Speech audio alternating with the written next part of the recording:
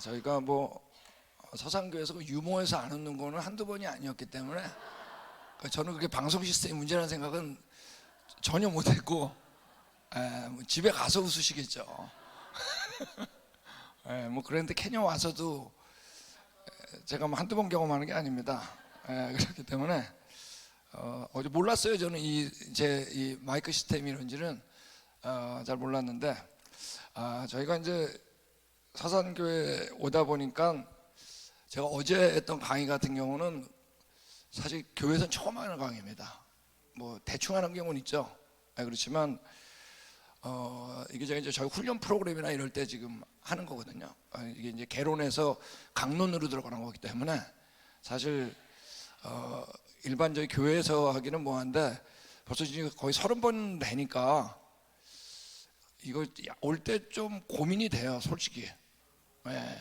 예담교에서는 또 기억력 좋은 사람도 있고 나쁜 사람도 있기 때문에 좋은 사람들은 또 기억할 거고, 기억력 나쁜 사람들은 또 못하는데 그래도 해야 될 얘기는 할 때 또 중복도 되고 이렇기 때문에 고민이 되긴 됩니다. 되는데 뭐 제가 이제 수준도 알기 때문에 또 반복하는 건 굉장히 중요하죠. 우리가 예수님도 날마다 반복해도 잊어버리잖아요. 그래서 저희가 우리 창세기에 대한 얘기를 나누려고 할 때 제가 우주에 대한 얘기를 좀 나누려고 그러는데, 먼저 제가 좀 광고를 좀 드리면, 벌써 보신 분 있겠지만 이 방주 타고 보셨어요? 아직 안 보셨나 보네요. 유튜브 들어가서 방주 타고를 치면 제 거 유튜브가 이제 4개짜리 시리즈가 나옵니다. CGN이라고 하는 그 프로그램 방송사에서 만든 건데, 원래 그 연예인들이 가기로 했다가 연예인들이 그 촬영을 하는데 이스타 비자로 가가지고 연예인들은 바로 돌아갔어요, 다. 그래가지고 연예인이 해야 될 것까지 제가 하는 바람에, 원래 제 스타일은 아닌데, 근데 이전에 있었던 1년 동안 준비한 걸 다 버리고, 모두 원고 싹 버리고 원고 없이 제가 다 한 겁니다. 그러니까는 방주에 대한 얘기거든요. 그러니까 보시면 한번 도움 될 것 같아요. 그래서 오늘은 그 창세기에 대한 얘기 가운데 예전에 나눴지만 우주에 대한 얘기 이제 좀 더 깊이 있게 나눠야 돼 싶은 마음이 제가 들어가지고 같이 나누겠습니다. 우리가 과학은 오감을 통해서 하는 겁니다. 오감이라고 여기 있는 것처럼 시각, 청각, 후각, 미각, 촉각.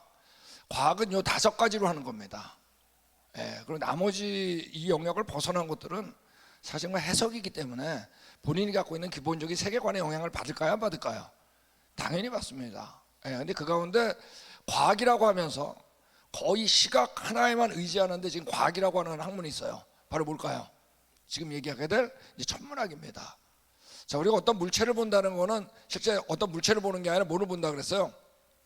그래서 빛을 보는 겁니다. 제가 우리 김영태 목사님 얼굴을 보잖아요. 얼굴 보지만 사실은 뭘 보는 거죠? 빛을 보는 거예요. 빛은 무슨 빛이에요? 여기 얼굴 보고 있는데. 근데 이제 실험을 하면 간단해요. 여기 불 다 꺼지면 안 보이죠? 불 끄니까 왜 안 보이지? 그런 거에 심각성을 느끼지 않는 사람은 과학을 하긴 거의 걸린 겁니다. 근데 불을 켜니까 어때요? 또 보이잖아요. 바로 뭐냐면 빛이 반사돼 가지고 보는 겁니다. 근데 다행히 어떤 거죠? 가서 제가 목사님 만질 수 있어요. 촉각을 이용할 수 있어요. 들을 수 있어요. 청각. 그죠? 그 다음부터는 좀 별로 안 좋지만 냄새도 맡을 수 있어요. 정말 알잖아. 거기에다가 맛보는 거 정말 힘들죠. 근데 어쨌든 나머지 내 감각을 통해서 여기 계신 걸 확인할 수 있어요. 자, 문제는 뭐냐면 이제 우리가 얘기하던 별은 나머지 내 감각을 사용할 수는 없어요. 눈에만 하는 겁니다. 자, 근데 우리가 어떤 걸 본다는 건 빛을 본다 그랬죠, 지금. 자, 빛을 보는데, 자, 빛이라는 건 여러 가지 성격 가운데 그 중에 하나만 제가 더 다르면 이제 굴절이라는 게 있습니다. 원래 이제 실제 물고기는 여기 있는데 우리 공기의 물의 굴절률의 차이 때문에 어떤 거예요? 다른 위치에 있는 것처럼 보입니다. 꺾여가지고 이걸 우리가 굴절이라 그래요. 자, 이 얘기는 지금 우리가 보고 있는 물고기 위치가 물고기 위치예요, 아니에요? 아니에요. 자, 그렇기 때문에 우리가 별을 본다는 것도 실제로 그 별의 위치가 아니라 무슨 위치일까요? 빛의 위치예요. 똑똑해. 우리 제가 예담교회 오면 얼굴을 보면 제가 순간적으로 막 머리를 굴리게 돼 있어요. 여러분 얼굴 보면 이분이 언제 온 분일까? 재작년일까? 노르웨이일까? 지난번일까? 굉장히 막 머릿속에, 근데 그런 거를 머리를 이렇게 제가 막 쓰지 않아도 되는 분들은 우리 투어 안 온 분들입니다. 예, 근데 이제 얼굴이 익숙한 분들은 같이 한 주 살았기 때문에, 예, 그래서 저희가 별을 보는데, 별을 본다는 건 이제 빛을 보는 겁니다. 그래서 저희가 그러니까 별의 위치가 엄밀히 뭐죠? 정확하게 그 위치 아는 것도 어떨까요? 굉장히 어려운 얘기입니다. 그러니까 태양계를 제외하고 가장 가까운 별이 바로 뭐냐면 여기는 알파 센타우리라고 하는 게 있는데, 자 이제 별의 거리를 알고 싶을 때 사용하는 방법이 바로 지금 교과서에 들어있는 건 두 개가 있습니다. 하나가 바로 뭐냐면 연주시차라는 게 있어요. 자 이게 뭐냐면 여기 우리 6월 달에 이제 지구가 여기 있어요. 아시겠죠? 어떤 별을 보면 별이 보이겠죠? 그러면 태양계 우리가 한 바퀴 도는 게 굉장히 멀잖아요. 그죠? 한 바퀴 도는데 15km입니다. 지구 한 바퀴 태양 주위를 도는 게 어마어마한 거예요. 예, 매년 15km씩 도는 거예요. 지구가 엄청나게 빠르게. 그럼 12월 달에 보면은 별이 보이는 위치가 다르게 보이겠죠? 그죠? 요 각도가 있겠죠. 그죠? 이 각도를 우리가 이제 연주시차라 그럽니다. 여기 애니얼 패럴렉스라 가지고 연주시차인데 요 각도가 작으면 멀리 있는 거고, 그죠? 각도가 크면 가까이 있는 거예요. 이걸 삼각함수로 그리는 게 바로 연주시차인데, 이 가장 가까운 별이 알파 센타우리인데 4.37 광년 떨어져 있어요. 광년이란 게 뭐죠? 빛이 1년 동안 가는 거리입니다. 그러니까 빛이 1초에 얼마 가요? 30만 킬로 갑니다. 1년이니까 어마어마하게 먼 거죠. 자 이걸 각으로 재면은 0.76 각초인데, 이 각초를 오늘날 우리가 알고 있는 각 있죠? 각으로 하면 어떠냐면 0.000211도예요. 각이 큰 거예요, 작은 거예요? 그냥 붙어 있는 거랑 똑같은 겁니다. 그죠? 0.1도 좁은데. 그러니까 우리가 이 연주 시차를 별의 거리를 측정하는 게 쉬울까요, 어려울까요? 조금만 꺾여도 전혀 다른 값이 나올 거 아니에요. 그러니까 여기 있는 것처럼 연주 시차의 한계는 지구에서 0.01도 초각, 우리가 얘기하면 0.1기도 어려워. 0.0000278도 보다 만약에 작다 그러면 불가능해요. 딱 붙어 있는 거랑 마찬가지니까. 이것도 사실 굉장히 애매한 거예요. 보다 작은 연주시차 각을 측정하는 극도의 어려움 때문에 일반 천체망원경으로는 320 광년 정도 한계, 이거보다 더 멀다 그러면 어떤 거예요? 연주시차를 못해요. 그런데 하지만 이제 히파르코스 다 보여드릴 겁니다. 히파르코스라든지 가이아 같은 우주망원경 얘기할 거예요 나중에. 우주망원경은 지구에 있는 게 아니에요. 우주 밖에 설치된 망원경이에요. 망원경을 통해서 여기 나온 것처럼 수천분의 1초 각초의 시차까지 측정 가능해서 그 범위를 크게 확장했지만 그래도 여전히 어떨까요? 심각한 문제가 늘 있겠죠. 그래서 우리 은하계 직경, 이 직경이 10만 광년이거든요. 근데 여기 뭐라고 했어요? 여기처럼 326만 광년 정도. 우리가 여러분 별을 볼 때 우리 은하계 안에 있는 것들은 별이겠죠, 그죠? 맞습니까? 우리 은하계 밖에 있는 별은 뭘까요? 하나의 별인 줄 알았더니 나중에 망원경으로 보는 건 뭐예요? 1천억 개 이상 모여있는 은하계더라고. 그러니까 우리가 보는 것 중에 어느 것들은 별이고 어느 건 뭐예요? 그 은하계 밖에 있는 은하계인데, 우리가 보는 별 가운데 거의 99%는 우리 은하계 안에 있는 별들입니다. 그 은하계 밖에 있는 은하는 천체 망원경 아니면 안 보여요. 거의 대부분 우리 은하계를 얘기하는 겁니다. 그래서 망원경을, 천체 망원경을 두 개로 나누는데, 하나가 뭐냐면 지상 망원경, 아시겠죠? 이게 있는데 땅에 있는 겁니다. 근데 이거는 대기가 있으니까 대기 굴절이 있겠죠? 이걸 대기 흔들림이라 그럽니다. 대기 흔들림의 영향을 받겠죠, 당연히. 그 다음에 빛 꺾이는 거, 그 다음에 공해도 있겠죠, 날씨도 있겠죠. 이거에 따라 가지고 어떨까요? 굴절이 다르게 보이고 또 잘 보일 때가 있고 안 보일 때가 있겠죠. 영향을 받고 주로 이제 가시광선, 일부 적외선 전파, 이제 파장이 더 긴 영역까지 이제 보는데, 가장 유명한 것 중에 이제 팔로마 천문대가 있고 나중에 얘기할 겁니다. SDSS라고 하는 것이 지금 최근에 만들어진 지상망원경 중에는 최고입니다. 나중에 보여드릴 거예요.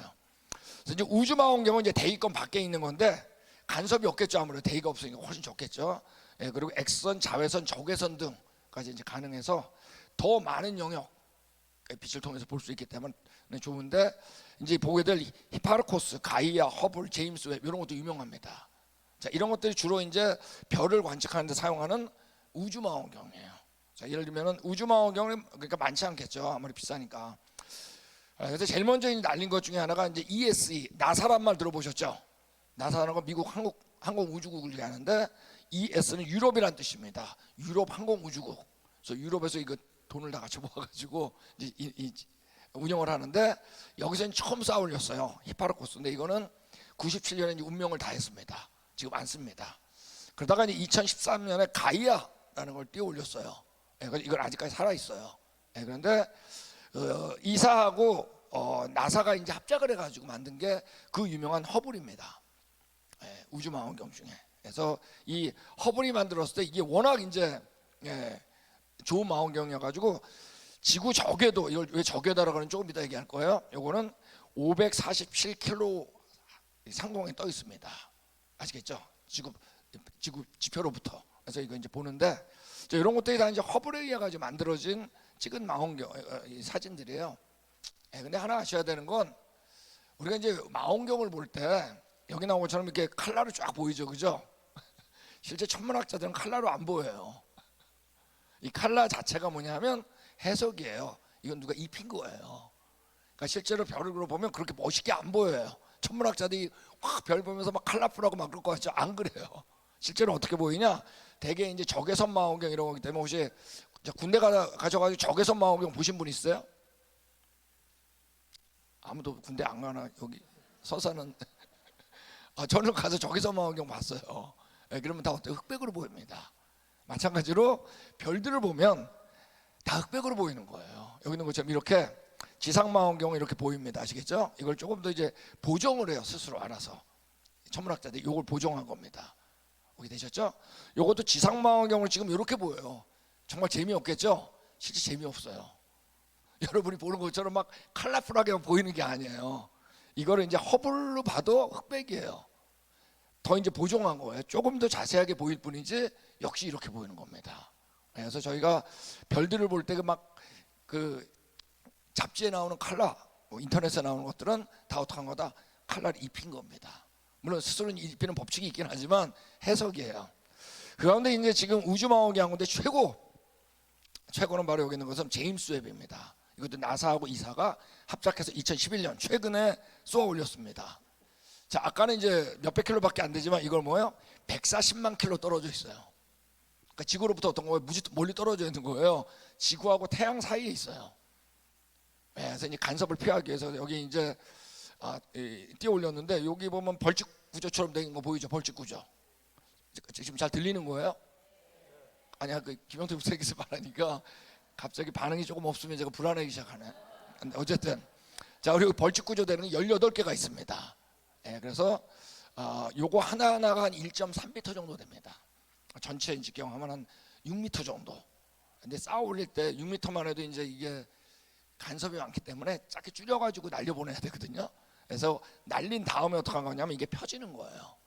펴지는 건데 아주 조그맣죠. 그래서 이게 펴지는 모습을 이제 그대로 재현한 건데, 난리 났었으면 내가 다 펴졌을 때 박수 치고 난리 났어요. 저거 안 펴지면 어떡하나. 거기까지 보냈는데. 그래가지고 요 하얀 막은 태양이나 달이나 이런 지구에서 오는 반사 있겠죠. 빛, 그걸 다 막는 겁니다. 간섭을. 그리고 다 한 다음에 여기 딱 피는데 요 18개가 딱 맞아요. 이 거울이에요. 특수 거울. 그래서 빛을 받아가지고 안에서 이제 그걸 별로 우리가 볼 수 있도록 이제 하는 망원경이 있습니다. 그래서 여기 지금 펴지잖아요. 하나씩 따다다. 이게는 나사 들어가면 다 다운로드 받을 수 있습니다. 누구나 받을 수 있어요. 여기 보면서 막이 펼쳐지고 이 벌집 구조 같은 이 거울이 펼쳐지면서 이제 성공을 한 겁니다.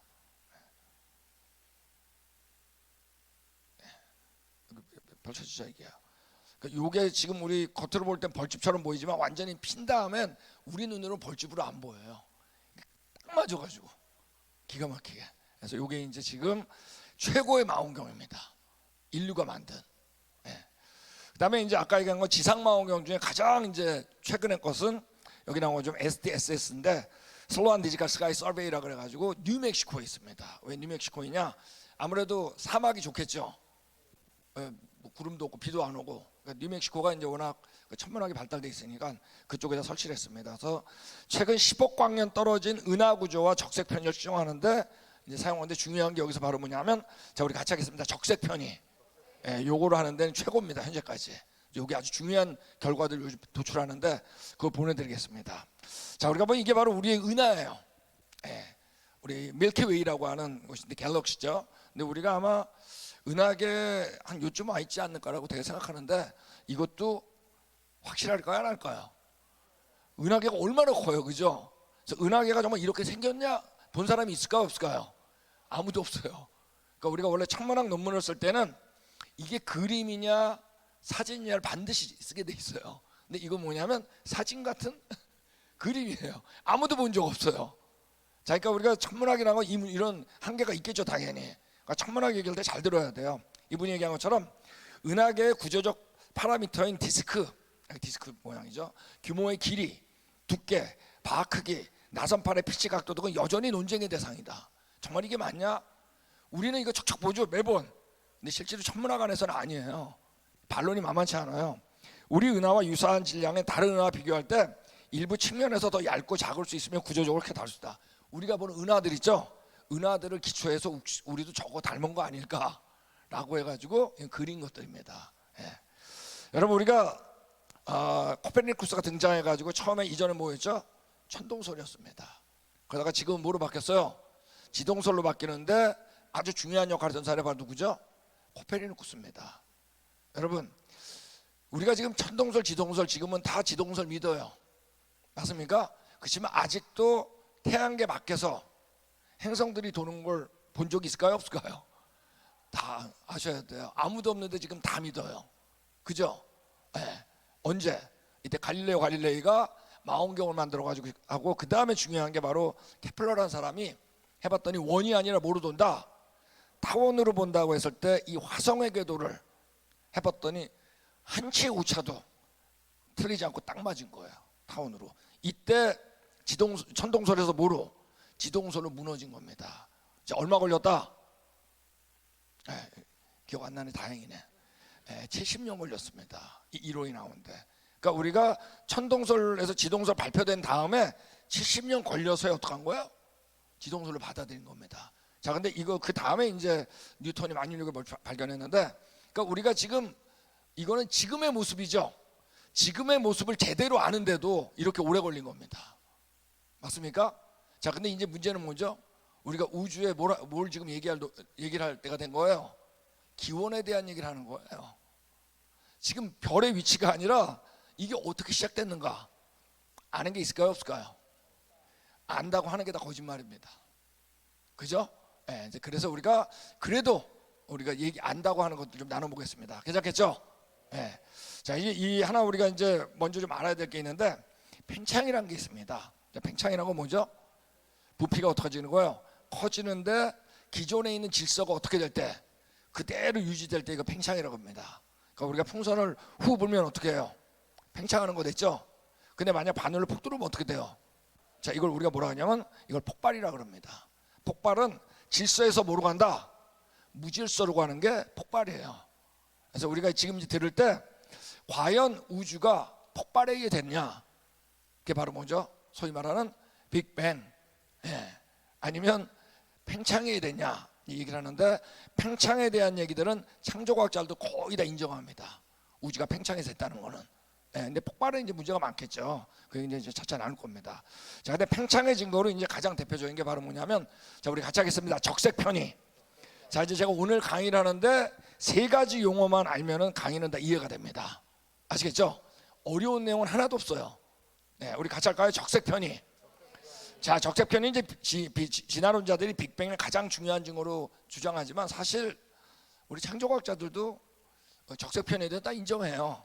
그리고 우주는 가만히 있지는 않는 것 같아요. 근데 움직이는데, 왜? 모든 건 하나님께서 정지된 걸 만든 게 하나도 없어요. 자, 예를 들면 여러분, 여기 지금 이 물컵이 있잖아요. 물질인데, 자, 물질은 다 뭐로 되어 있어요? 분자로 되어 있죠. 너무 아침부터 너무 딱딱한 얘기를 하나? 지금 듣고 있는 거예요 지금? 그냥 막 끄떡끄떡하는 거 아니죠? 그래서 근데 이 분자는 뭐로 되어 있죠? 원자로 되어 있어요. 원자는 가운데 핵이 있고 전자가 돌죠. 정지된 게 하나도 없어요. 정지된 게 있으면 안 되게 돼 있어요. 왜냐하면 시간이 가야 되죠. 맞습니까? 또 공간이 있죠. 물질이 있죠. 이게 맞춰가려면 여러분 정지된 게 있으면 안 돼요. 같이 가게 돼 있기 때문에. 예. 그런데 우주도 정지된 게 아니라 어떤 운동이 있는데 그 중에 하나가 뭐다? 팽창인 것으로 보여요. 예. 자, 예를 들면 여러분 여기서 적색편을 이해하는 거는, 자, 우리가 이제 우리 한국 사람들 뭐라 그래? 빨주노초 파넘보 하죠, 그죠? 예. 근데 가시광선. 자, 근데 절 따라하세요. 보남빠존 오주빨. 한 번 더 하겠습니다. 보남빠존 오주빨. 예, 거꾸로 해야지 이해가 쉬워요. 그래서 제가 우리 학생들 광학 가르칠 때도 거꾸로 외우라 그래요. 거꾸로 외우면 교수들이 얘기하는 게 그대로 이해가 되는데, 빨주노초 파넘보 하면 이걸 다시 머릿속으로 거꾸로 또 돌려야 돼. 아시겠어요? 자, 그러니까 파장이 어느 게 제일 짧다는 거예요? 보라색이 제일 짧다는 거예요. 짧은 거에서 큰 거로 외워 쉬워요. 작은 거에서 큰 거 항상. 자, 그리고 빨간색이 어떻다? 가장 파장이 길게는 거예요. 빛도 파장이기 때문에. 자, 근데 만약에 야구 선수가 있는데 투수가 던진 거예요. 던지면 야구 선수가 이렇게 봤을 때 야구공이 가까이 오죠. 오면 원래 칼라보다 가까이 오기 때문에 파장이 줄어들게 돼 있어요. 그래서 파장으로 연결하면 이걸 간섭색이라고 그러는데, 하면 보라색으로 이동해서 보여요. 아셨어요? 근데 쳤어요. 쳤으면 볼이 날아가죠. 날아가면 원래 칼라보다 파장이 어떻게 될까요? 멀어지니까 늘어나가지고 빨간 쪽으로 이동해 보여요. 이 빨간 쪽으로 이동해 보이는 걸 뭐라 그러냐면, 같이 하겠습니다. 적색편이. 자, 별들은 너무나 멀리 있죠. 너무나 멀리 있기 때문에 이게 가까이 오는지 가는지 알 수가 없어요. 이걸 과학자들은 뭐로 판단한다? 적색편이냐 아니면 보라색으로 이동하는 걸 청색이라고 그러거든요. 청색편이냐 가지고 판단하는 겁니다. 예. 자, 그러면 이 은하들도 마찬가지예요. 아까 얘기했죠. 너무나 멀기 때문에 이게 네 개로 갖고 오는지 멀리 가는지 알 길이 없어요. 근데 해보니까 다라고 해도 과언이 아니에요. 은하들은 뭘 보여준다? 적색편을 보여주더라고요. 자, 그럼 모든 은하들이 나로부터 어떻게 하고 있는 거예요? 지금 멀어지고 있다는 거 아시겠죠? 네, 그래서 우리가 이 적색편이는 우주 팽창을 설명하기 위해 사용되는데 뭐냐면, 자, 여기 이제 풍선에다가 ABC를 썼습니다. 매직으로. 알겠죠? 그러면 풍선을 후 불면 모든 간격이 어떻게 돼요? 멀어지는 거 아시겠죠? 네, 그러므로 모든 은하들은 어떻게 보여야 될까요? 만약 우주가 팽창하면 적색편을 보여줘야 돼요. 맞습니까? 그래서 이건 바로 우주가 팽창한다는 정말 강력한 증거입니다. 네, 그래서 이거는 창조과학자의 대부분 다 받아들여요. 우주는 팽창한다. 되셨죠?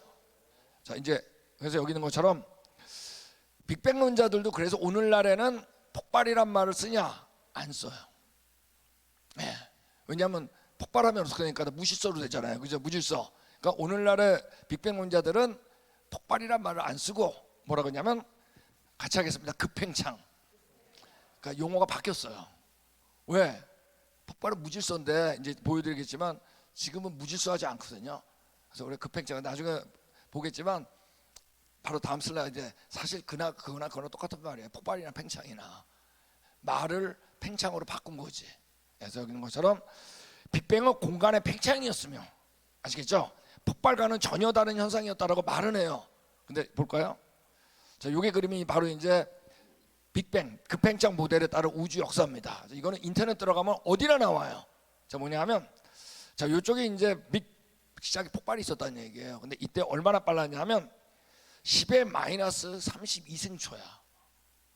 이건 어떤 거예요? 동그라미 해볼게. 32개 분의 1이라는 얘기예요. 여기서 어땠다? 급팽창이란 말을 쓴 거예요. 사실 이건 팽창일까요? 폭발일까요? 이건 폭발이에요. 네. 자, 그러니까 이 속도면 어떠냐면 빛보다 어떻다는 얘기예요? 빛보다 빨랐다는 얘기입니다. 네. 그러니까 폭발일까요? 팽창일까요? 엄밀히 폭발이지. 네. 왜 빛보다 빨랐다 그러냐? 지금 우주가 커요, 작아요? 어마어마하게 크죠. 그 먼 데까지 날아가려면 어때야 돼요? 처음 폭발할 때는 빛보다 무지 빨라야지 거기까지 갈 거 아니에요. 그러니까 이 이론이 나온 거예요. 그러면서 점점 우주가 넓어져 가지고 지금 이 모습이 됐다는 얘기입니다. 되셨죠? 그래서 여기서 너무 이거 여기 연연하지 마시고, 예, 그래서 오케이, 되셨죠? 팽창. 자, 먼저 적색편인 뭐해진 거다? 팽창해진 거. 되셨죠? 자, 근데 이제 하나 이제 좀 더 이제 머리 써가지고 여기서 A하고 B는 어때요? 가깝죠? 맞습니까? A하고 C는 상대적으로 어때요? 은하가 멀죠? 그러면 후 불면 어떻게 되냐면 이 공간이 팽창하기 때문에 가까이 있는 것보다 같은 시간에 후 불어서 같은 시간에 멀리 있는 게 더 멀어지게 돼 있어요. 자, 이거 상상이 되세요? 가까이 있는 것보다 멀리 있는 게 더 멀어져. 또 후 불어볼게요. 그죠? 예, 그래서 우리가 더 빨리 멀어지기 때문에 멀리 있는 은하일수록 어떨까요? 적색 편이가 더 커질 수밖에 없어요. 더 멀어지니까, 더 많이 늘어나니까. 예, 그래서 여기 나와 있는 것처럼 멀리 떨어진 은하일수록 멀어진 속도가 어떻다? 크기 때문에 어떻다? 따라서 더 큰 적색 편의를 보여주는 거예요. 이때 이제 가능성이 생긴 거예요. 우리가 적색 편의를 통해 가지고 더 가깝고 더 멀리 있구나를 어떻게 알게 된 거예요. 상대적으로. 여기 있는 것처럼 적색 편의의 크기를 통해서 은하계 거리를 가늠할 수 있겠구나 라는 가능성이 생긴 거예요. 되셨죠? 이걸 그래서 그 유명한 허블이라고 하는 천문학자가 적색 편의의 차 아시겠죠? 크기 그걸 가지고 자기가 만든 어떤 상수가 있어요. 그걸 허블 상수라 그러는데 이걸 통해 가지고 우리가 소위 말하는 지금 몇 광년 몇 억 광년 이를 말하기를 시작한 겁니다. 오케이, 되셨어요? 자, 그러면 이제부터 천문학자들이 어떻게 하고 싶을까요?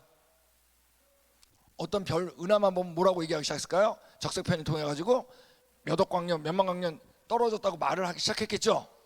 그러면서 어땠을까요? 나를 중심으로 이제 점을 찍었겠죠. 은하가 어디 있는지. 맞습니까?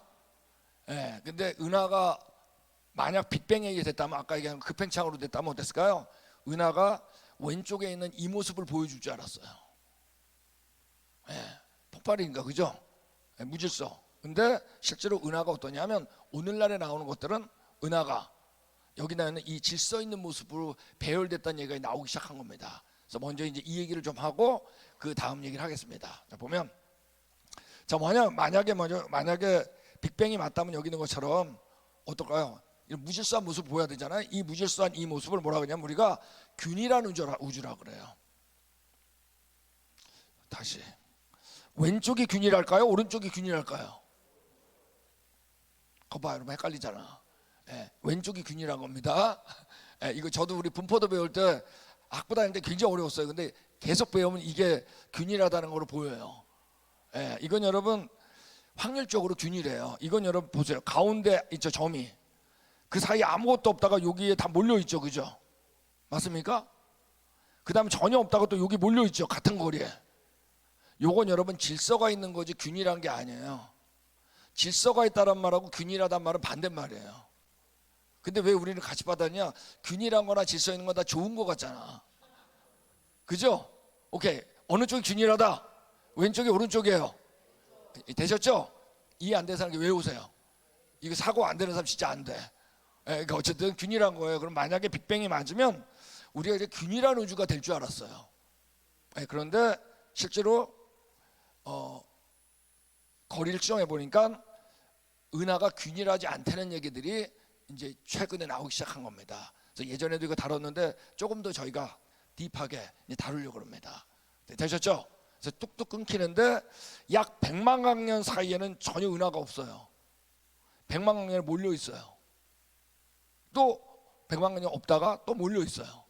자, 그래서 이걸 우리가 뭐냐면 불연속 은하라 그럽니다. 그래서 영어로는 이제 퀀타이즈드 갤럭시라고 이제 그러는데, 이 퀀타이즈라는 건 뭐냐면 양자화된 갤럭시다. 근데 우리나라 한국창조과학에서 이걸 불연속 은하로 번역했기 때문에 제가 이제 불연속이라는 말 씁니다. 근데 원래 이제 그대로 번역하면 양자화된 은하. 그래서 여러분 요즘에 그 얘기 들으셨어요? 양자 역학 뭐 이런 얘기? 양자 컴퓨터 뭐 이런 얘기 들으셨어요? 그치, 들어봤지. 맞아. 아니 진짜 양자 시대가 올 거야. 이제 양자 컴퓨터 되면 여러분 언제 내가 강의할 때 양자 컴퓨터 강의도 재밌을 것 같아. 예, 이게 지금 양자 컴퓨터가 되면 이제 굉장히 복잡해집니다. 비밀번호 끝이에요. 비밀번호 다 없어져야 돼요. 비밀번호 찾는 건 너무 쉬워. 이제 양자 컴퓨터 되면 다시 또 한번 AI 있죠? AI만큼 다시 재편성이 되게 돼 있어요. 기존에 있던 거랑 다르기 때문에. 나중에 한번 양자 컴퓨터에 대한 것도 강의를 하면 재밌습니다. 어쨌든 이렇게 뚝뚝 끊긴 거예요.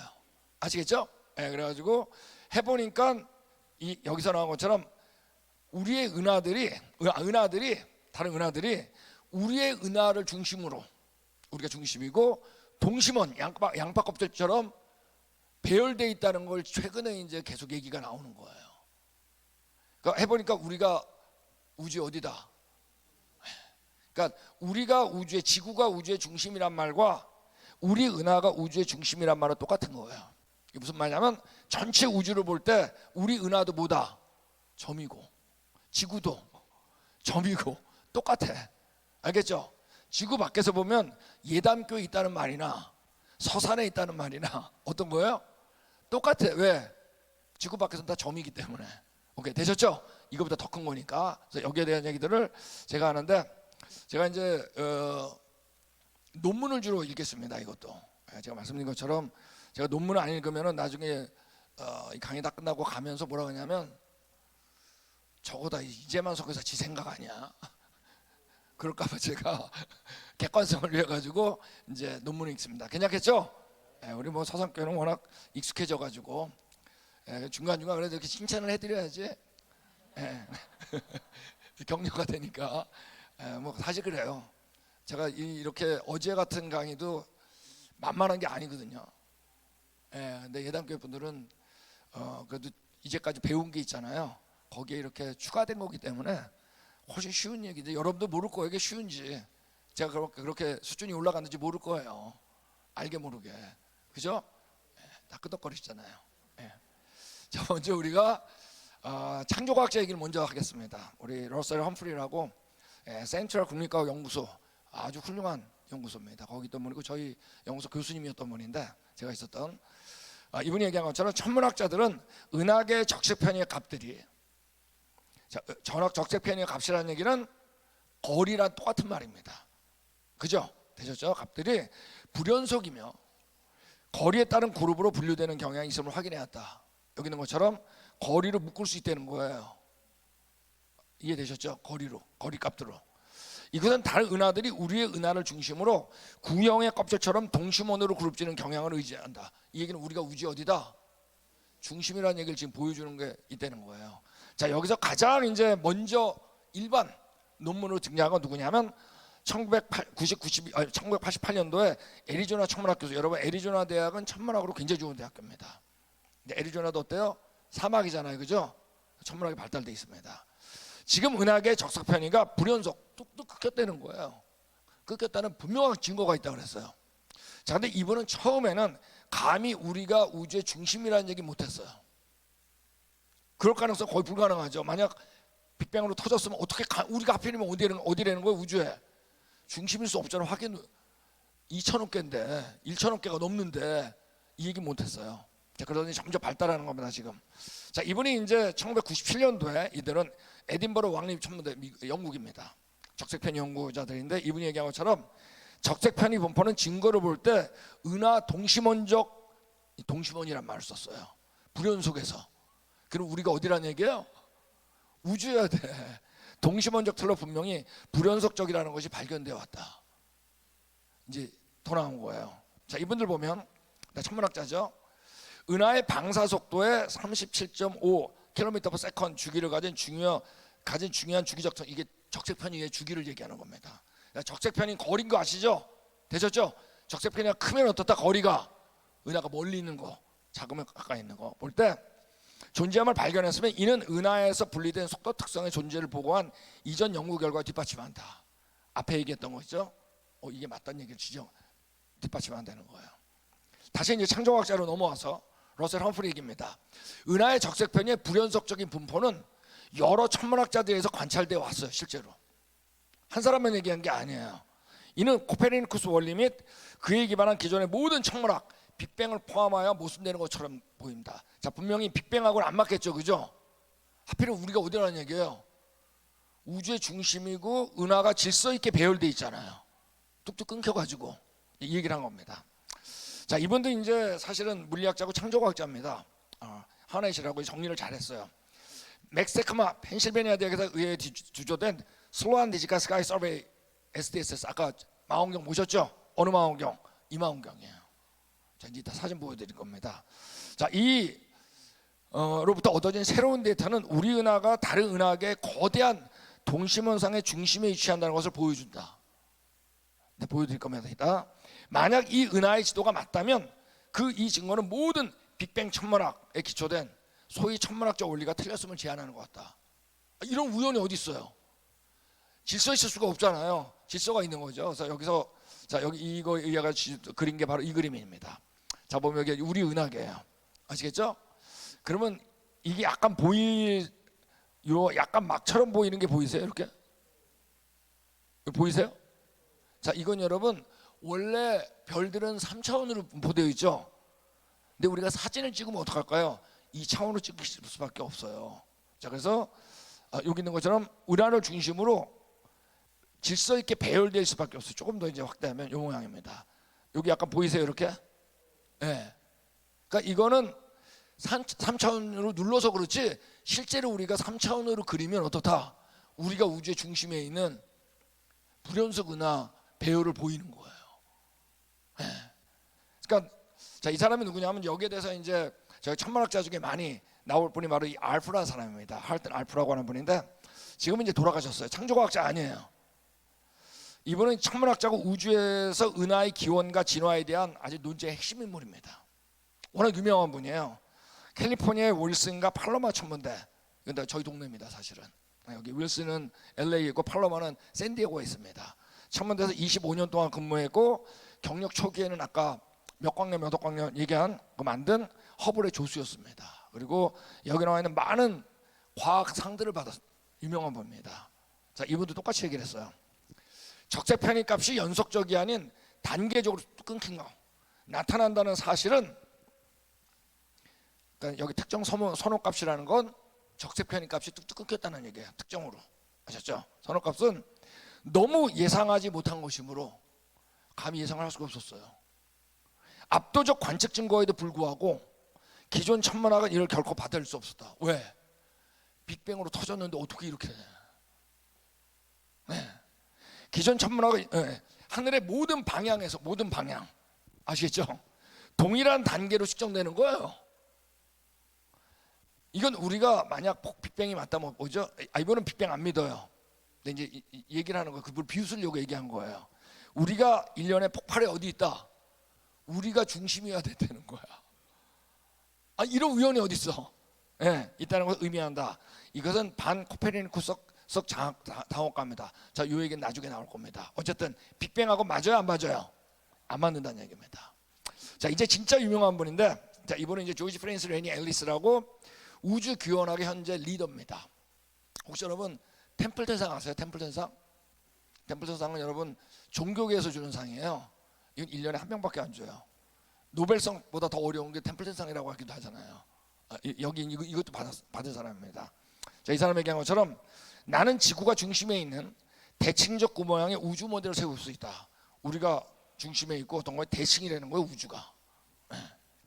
실제 관측으로는 결코 이 모델이 틀렸다고 증명할 수 없을 것이다. 관측으로는 이게 맞다는 거예요, 이분은.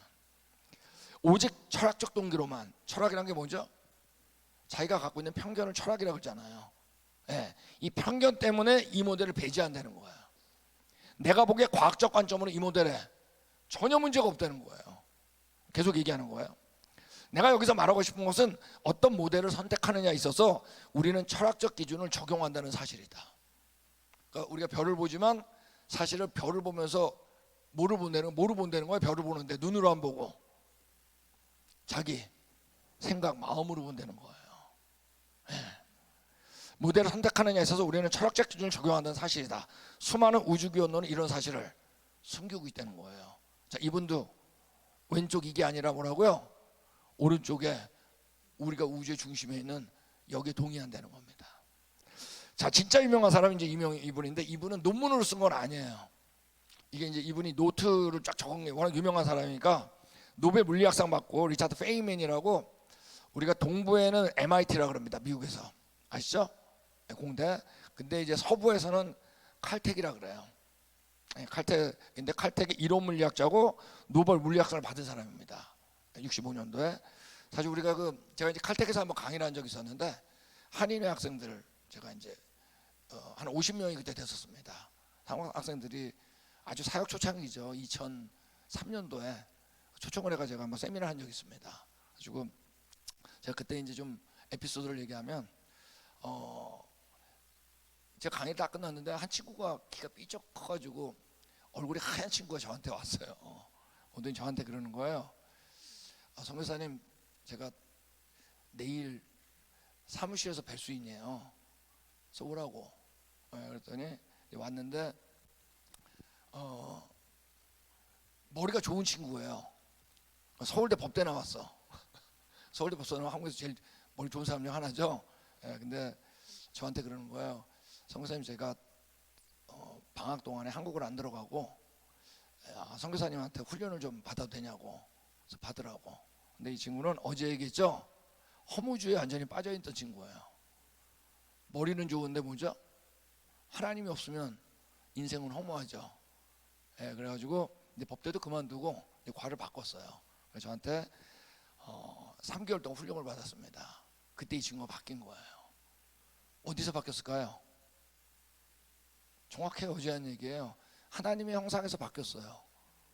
나 먼지 티끌 아니네. 이때 이 친구가 안 거예요. 공부도 왜 해야 되는지. 그러니까 머리 좋죠. 서울대, 한국 서울대 법대인데. 그래서 그때 그 USC 하여간 석사 박사 그냥 올 A 수석으로 졸업했습니다. 그리고 바로 하와이대 교수로 졸업하자마자 가고 끝나자마자 서울대에서 이끌어가지고 지금 서울대 교수로 됐어요. 제가 칼텍 그 강의 잊지 못해요. 그 학생들이 있었는데 하나님은 그 친구를 그때 정하신 것 같아요. 저랑 같이 이제 세계관 강의도 하고 같이 꽤 몇 년 동안 같이 사역을 같이 했었습니다. 보세요. 머리 주어도 소용없어. 근데 이제 학위를 받았을 때 부모님들이 오셨겠죠. 당연히 졸업시키니까 오셔. 그때 점심식사를 같이 했는데 근데 부모님 그렇게 얘기하셨어요. 우리 서교사님 없었으면 우리 어떻게 됐을지 모른다고.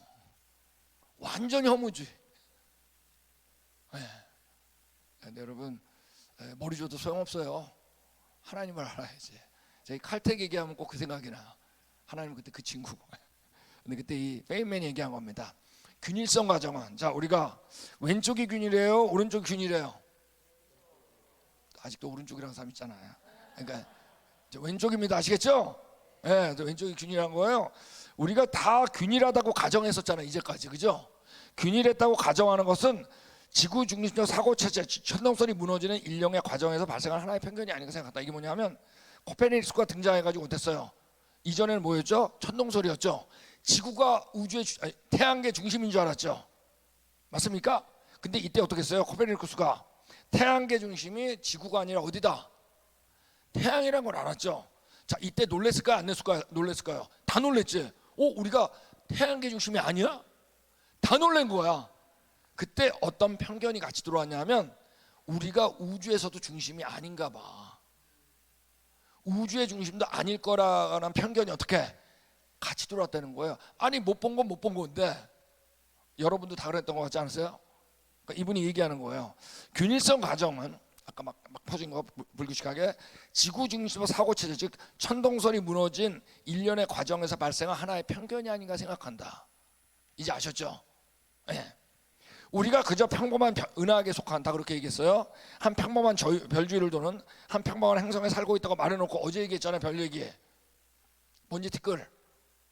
그냥 어디 구석에 있나 보다 해놓고 만약 우주에서 우리의 위치가 특별하다는 사실을 발견하게 된다면 우리가 어디라는 얘기예요? 우주에. 우주 중심이었어? 그건 참으로 당혹스러운이 될 것이다. 그렇잖아요. 그런 당혹함을 피하기 위해서 어떻게 한다? 지금 계속 잘못 본 것 같아. 다시 보자. 이 편견, 이 가정을 버리질 못한다는 거예요. 이게 우리예요. 눈으로 보는 게 아니라 뭐다? 마음으로 보거든요. 자, 이제 테피트 교수 처음으로 불연속 은하 얘기했던 분이 이제 시간이 좀 지난 다음에 얘기한 겁니다. 이렇게 얘기했어요. 불연속적인 적재 편의는 우주에 대한 기존 관점에 적합하지 않다. 기존 관점은 빅뱅을 얘기하는 거예요. 왜냐하면 그것은 은하가 지구를 중심으로 멀리 확장되는 동심원 껍질을 의미하기 때문이다. 자, 이 사람은 나중에 어떻게 했어요? 우리가 우주의 중심이라는 걸 받아들인 거예요. 더 최근에 적색편의 데이터가 이 불연속 적색편의 개념을 뒷받침하고 있어요. 했지만 우주 기원론자들은 그것들이 이해하기 어려운, 심지어 뭐라고요? 말도 안 되는 얘기다. 자꾸 집어버린다는 거예요. 그렇지만 우리의 데이터는 뭐다? 우리가 우주의 중심이다. 여러분, 사실 우리가 진화론이 있죠, 그죠? 우리 지질학계에서는 뭐가 있죠? 지질세표가 있죠, 맞습니까? 그 다음에 우주론에서 뭐가 있어요? 빅뱅이 있어요. 이 세 개 가운데 저희가 볼 때는 빅뱅이 제일 먼저 무너질 것 같아요. 이건 지금 천문학자 안에서도 반론이 제일 많이 나오는 게 빅뱅입니다. 이제 앞으로 더 들어보면 알아요. 근데 우리가 성경으로 볼 때는 사실 큰 문제는 안 됩니다. 아까 러셀 험프리가 사실 이 얘기를 했는데, 여러분 성경엔 지구가 먼저예요, 아니면 별들이 먼저예요? 자, 우리 이거 아무나 나온 대답이 아니에요. 우리 예담교회 그래도 제가 계속 왔으니까 지구는 언제? 첫째 날. 맞습니까? 별들은 넷째 날 만들었어요. 맞습니까? 근데 첫째 날 하나님이 뭘 만들었어요? 네 가지를 창조했어요. 뭐예요? 지구하고 시간, 태초라고 하는 시간. 두 번째 뭐죠? 하늘, 그죠? 그 다음 뭐예요? 지구를 창조했어요. 근데 하나님이 하늘을 창조하실 때 성경에 너무나 많은 곳에 피셨다라고 하는 표현이 너무 많아요. 피셨다라는 게, 즉 하나님이 첫날 창조할 때 어떻게 다 지구를 창조하고 피신 거야. 즉 팽창으로 창조했다는 얘기예요. 근데 넷째 날 어떻게 했을까요? 별들을, 은하들을 만들었는데 어떻게 은하들을 팽창 우주에 심어놨겠죠. 근데 규칙적으로. 자, 그러므로 우리가 지금 볼 때 어떨까요? 공간이 팽창하면서 은하들도 어떨까요? 같이 팽창하겠죠. 그러니까 우리한테 뭐로 보일까요? 적색 편의로 보이겠죠. 디자인했으니까 뚝뚝 끊겨서 그렇게 보인다는 거예요. 잘 보는 것처럼 이 얘기는 너무나 많아요. 성경에 팽창이나 이 피셨다는 얘기가. 자, 파란색만 읽겠습니다. 하늘을 커튼, 차일같이 어떻게 해요? 피셨다 그랬어요. 스트레이치 아웃. 팽창 우주. 지금 첫째 날 얘기하는 거예요. 아시겠죠? 하늘을 창조하시고 첫째 날 피시고 스트레이치 아웃. 이건 하나님 직접 얘기했어요. 내가 친수로 하늘을 피고 스트레치 아웃. 넷째 날 근데 은하들을 넣었어. 규칙적으로. 그러다 보니까 어떡해요? 팽창과 함께 같이 움직이겠죠. 우리한테 뭐로 보일까요? 규칙적인 적색편이. 그럴까요? 내 오른손으로 하늘을 폈나니. 이 얘기가 너무나 많아. 그 명철로 하늘을 어떻게 피셨다 그랬어요. 여기 욥도 얘기했어요. 그가 홀로 하늘을 피시며. 욥이 또 얘기한 거예요. 그는 북쪽을 허공에 어떻게 피셨고 땅을 아무것도 없는 거 대매다시며. 욥 대단한 존재예요. 지구가 여러분 공중에 떠 있다는 거 있죠? 이거 욥은 이미 알고 있었다고요. 그러니까 우리에게는 사실은 우주가 팽창한 거는 큰 문제가 안 돼요. 그리고 우리가 우주의 중심이라는 것도 어때요? 사실 성경적으로 큰 문제가 안 돼요. 자, 여기에 대해서 우리 창조과학자 얘기를 좀 보겠습니다. 자, 우리 디형이라고 하는 사람인데 물리학자입니다. 물리학자인데 저희 연구소에서 이제 정말 겸임 교수였어요. 이분은요. 이분이 얘기한 것처럼 창조 관점에서 우주 팽창은 현실일 수 있다는 거예요. 지금 보셨잖아요, 그죠? 빅뱅에서는 전혀 필요치 않아요. 대신 우주가 안정하기 위해서 팽창 모드에 생성되었을 가능성이 높다. 왜냐하면 뒤에 얘기하는 거예요. 팽창하지 않으면 중력이라는 게 있죠, 그죠? 다 모일 거 아니야, 가운데. 그러면 붕괴되는 거예요. 부서져 버리는 거예요. 그러므로 중력하고 어떻게 해요? 팽창 모드 중간에서 평형을 찾아야 된다는 거예요. 그러니까 팽창하지 않으면 중력으로 인해서 우주 스스로 붕괴되기 시작할 것이다. 다 모이니까. 행성의 궤도, 별과 은하의 회전, 원심력 있죠? 이런 다른 많은 모션도 안정적이고 신뢰할 수 있는 우주를 제공하는 동일한 기능, 팽창하고 똑같이. 즉 중력과 팽창 모두 중간에 은하들이 어때야 돼요? 서 있어야 된다는 거예요. 균형을 이루면서. 그러니까 우리한테 문제가 된다 안 된다? 안 된다는 얘기입니다. 오케이, 되셨어요? 자, 우리 적색편이 되셨죠? 자, 이제 하나 됐습니다.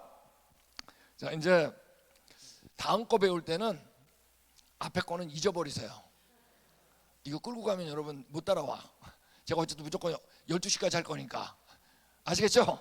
자, 하나 우리 됐어요. 적색편이 되셨죠? 두 번째가 바로 뭐냐면 이제 이 얘기를 하는 건데 용어는 조금 이따 나옵니다. 이제 창세기 1장에 대한 얘기들 결국 이제 나오게 되는데 이때 제일 많이 나오는 질문 중에 하나가 바로 뭐냐면 첫째 날 뭘 만드셨다 하나님이? 그죠? 시간 우리 네 가지를 만드셨어요. 첫째 날 뭐죠? 태초, 시간, 하늘, 공간, 지구, 그 다음에 빛. 요 네 가지를 얘기해야 돼요. 첫째 날 뭘 만들었어요? 그러면 거의 다 빛이요 그러거든요. 이건 우리가 이미 이전에 해석의 영향을 받았어요. 분명 성경에 땅 얘기도 나오거든요. 첫째 날 땅은 혼돈하고 공허가 막 나오잖아요. 근데 빛으로 계속 배워서 그래. 어쨌든 첫째 날 분명히 빛을 만들었어요. 그죠? 빛이 있으라 하시며 그랬죠. 근데 넷째 날 뭘 만드셨어요?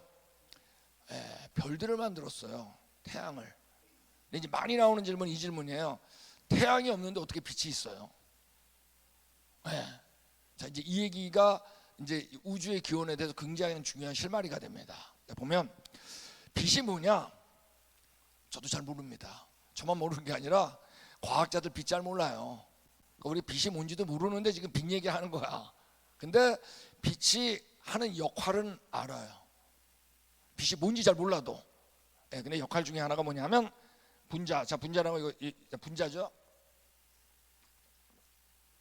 모든 물질은 분자죠. 제가 지금 마셨죠? 이 물도 뭐예요? 분자죠. 이 분자는 빛이 있어야지 자기 역할을 해요. 빛 에너지를 받을 때 상호작용에 의해서 에너지를 흡수할 때 활성화된다는 말이 뭐냐면 이때 자기 역할을 하는 겁니다. 에너자이저가 먼저 돼야지 이 물질이 일을 해요. 이거는 물리학자들이 다 아는 내용이에요. 그러니까 빛은 뭐다 한마디로 에너지의 근본 물질이에요. 근데 만약에 첫째 날 지구를 만들었죠? 지구를 만들었는데 지구 분자죠. 근데 빛이 같이 안 창조됐다. 그러면 여러분 전혀 쓸모가 없어요. 그러니까 세 가지. 시간, 공간, 첫 번째 물질 지구, 빛. 이 네 가지가 창조됐다는 건 여러분 정말 우리 세속학자들이 깨려고 해도 안 깨지는 거예요. 그러니까 창세기는 여러분 진짜 놀라운 거예요. 자, 그래서 우리가 이제 나오는 건 첫째 날하고 넷째 날 빛의 차이를 보면 첫째 날 빛은 히브리 말로 이제 오르라고 되어 있습니다. 오르라고 되어 있는데 영어로는 라이트 빛 맞아요. 우리나라 말로는 빛 번역 그대로 다 했어요. 똑같이. 자, 넷째 날 빛은 우리나라 개역개정은 광명체로 번역을 했어요. 이 번역을 정말 잘한 겁니다. 예전에 개역성경은 광명으로 번역했어요. 큰 광명, 작은 광명. 근데 지금은 큰 광명체, 작은 광명체. 자, 근데 왜 잘했냐? 히브리 말로는 마우오르라고 하는 이 명사인데 영어로 그대로 풀어서 쓰면 라이트 기버예요. 빛을 주는 장치란 뜻이에요. 즉 첫째 날 빛은 뭐라 그랬어요? 에너지의 근본 물질이라고 그랬죠? 그죠? 근데 넷째 날 빛은 그 빛을 주는 장치란 뜻이에요. 자, 예를 들면 지금 전구가 있죠? 그죠? 전구가 있죠? 전구가 있는데 전기가 있죠? 그죠? 전기가 먼저예요? 전구가 먼저예요? 전구는 전기 에너지를 빛으로 전환시켜주는 장치거든. 전기가 먼저입니다. 그러니까 여러분 빛이 먼저야 돼요. 만약 여러분 태양도 헬륨이나 수소로 되어 있다 그래요. 이 얘기는 뭐냐면 수소나 헬륨도 분자죠. 빛이 없으면 그 태양은 자기 역할을 못하게 돼 있어요. 만약에 성경의 순서가 태양이 먼저 만들어지고 나중에 빛을 만들었다 거꾸로 그러면 이건 당장 공격받습니다. 이건 진짜 물리학하고 전혀 안 맞는다. 그래서 이거를 못 무너뜨리는 거예요. 일반 과학자들이. 근데 성경은 뭐가 먼저예요? 빛이 먼저입니다. 이거 무너질 수 없어요. 그 다음에 전구를 만든 거예요. 자, 그러니까 이제 이 질문도 많이 나와요. 1억 광년 떨어진 은하를 보고 있으면 어떤 거예요? 별들 봤다 그러면 별이 1억 년은 떨어진 거 아니야? 이런 얘기 많이 하죠. 왜 그러죠? 자, 이분은 가정이 있어요. 그렇게 해석하는 뭐예요? 그 별이 지구를 향해서 뭘 쐈다? 빛을 쐈다라는 얘기잖아요. 벌써 그 가정 자체가 어떤 거죠? 성경하고 안 맞아. 성경은 여러분 빛이 먼저예요? 별이 먼저예요? 근데 우리가 뭘 보는 건 빛을 보는 거예요? 별들을 먼저 보는 거예요? 별을 보는 거예요? 빛을 보는 거예요? 빛을 보는 거죠? 개념이 달라요. 그러므로 하나님께서 우주를 만들 때 이미 처음부터 별을 볼 수 있도록 창조했을까 하니까요. 여러분, 하나님께서 창조하신 건 무조건 뭐냐면 성년 창조입니다. 자, 아담이 베이비였을까요? 어른이었을까요? 아담하고 가인하고 나이 차이가 얼마일 것 같으세요? 네? 얼마일 것 같아요? 네? 네, 분명 1년 안 될 거예요. 네. 왜냐하면 가인은 분명히 하와가 여러분 에덴 동산에서 얼마나 오래 살았을 것 같으세요? 네. 우리가 성경은 모든 게 적혀 있는 게 아니에요. 그죠? 네, 근데 사실이 적혀 있기 때문에 우리가 충분히 유추할 수 있어요. 하나님께서 아담과 하와를 만들고 가장 처음 명령한 명령이 뭐죠? 첫 번째 명령, 생육하랍니다. 그러므로 아담과 하와는 이 명령을 범죄하기 전이니까 어땠을까요? 바로 수행했을 거예요. 네. 근데 가인은 어디서 났죠? 에덴 동산에서 나온 다음에 났어요. 이 얘기는 우리가 아담과 하와가 어떻게 에덴 동산에서 살았을 시기는 몇 개월밖에 안 된다는 얘기예요. 아무리 길어도요. 오래 못 살았어요. 네. 그리고 가인하고 아담의 나이 차는 얼마일까요? 네, 제 생각엔 10달일 것 같아요. 그런 면에서. 그러니까 여러분 오래 못 살았어요. 에덴 동산에서. 충분히 가능한 유추죠? 네, 우린 그랬다고요.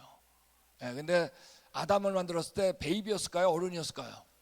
어른입니다. 닭이 먼저일까요? 달걀이 먼저일까요? 네, 이건 여러분, 하여간 제가 몇 번 얘기 드렸잖아요. 나는 생각한다, 고로 존재한다로는 영원한 수수께끼야. 닭이 없는데 그럼 달걀은? 그럼 닭은 끝도 없지. 근데 우린 뭘까요? 완벽한 달걀 낳는 닭. 네. 그러니까 여러분 우리가 우주도 어땠을까요? 성년 창조예요. 처음부터 어떻게 우리가 빛을 볼 수 있도록 주셨으면 틀림없습니다. 오케이, 되셨죠? 자, 이제 두 번째 용어 이제 배우겠습니다. 그 용어가 바로 뭐냐면, 자, 우리 같이 하겠습니다. 우주 배경 복사. 한 번 더 할까요? 우주 배경 복사. 자, 약간 인생에 전혀 필요 없는 단어예요. 네, 지금만 필요해. 알겠죠? 네, 이거 뭐냐면 코스믹 마이크로웨이브 백그라운드에서 되게 CMB라고 부릅니다. 천문학자들은. 자, 아까 얘기했죠? 10의 마이너스 32초로 터졌다고. 빛보다 더 빠르죠? 그죠? 빵 터졌어. 터졌으면 빛보다 더 빠를 거 아니야 지금. 상상하기 어려운데, 예, 근데 그 다음에 터진 다음에 빛을 쐈겠죠. 그럴 수밖에 없잖아요. 그 빛을 여기 싼 거예요. 이렇게 빛이 빵 터져가지고 이제 빛을 쏜 거예요. 빛보다 더 빨랐으니까. 예, 그러면 여러분 여기 있는 것처럼 요 화살표는 뭐냐면 빛의 이동하는 거리를 얘기하는 겁니다. 되셨어요? 자, 우리가 이제 우주망원경으로 보면 뭐로 볼 수 있냐면 적외선으로 볼 수 있어요. 적외선이란 뭐냐면 가시광선보다 파장이 하나 긴 겁니다. 예, 그러니까 우리가 난로가 이렇게 있으면, 난로 딱 있으면 아무것도 안 보이죠. 근데 따뜻하죠. 그 따뜻한 그게 바로 뭐냐면 적외선이에요. 그러니까 한마디로 적외선 열이요, 열. 그러니까 여러분 장작불 켜보면 빨간색하고 안 보였다 빨간색이 딱 왔다 갔다 하죠. 그게 뭐냐면 장작불 온도가 적외선 영역하고 파장이 정외선하고 가시광선의 맨 끝 빨간색 적색하고 왔다 갔다 하면서 보였다 안 보였다는 거예요. 알겠죠? 그러므로 적외선은 뭘 할 수가 있냐면 온도로 전환시킬 수가 있어요.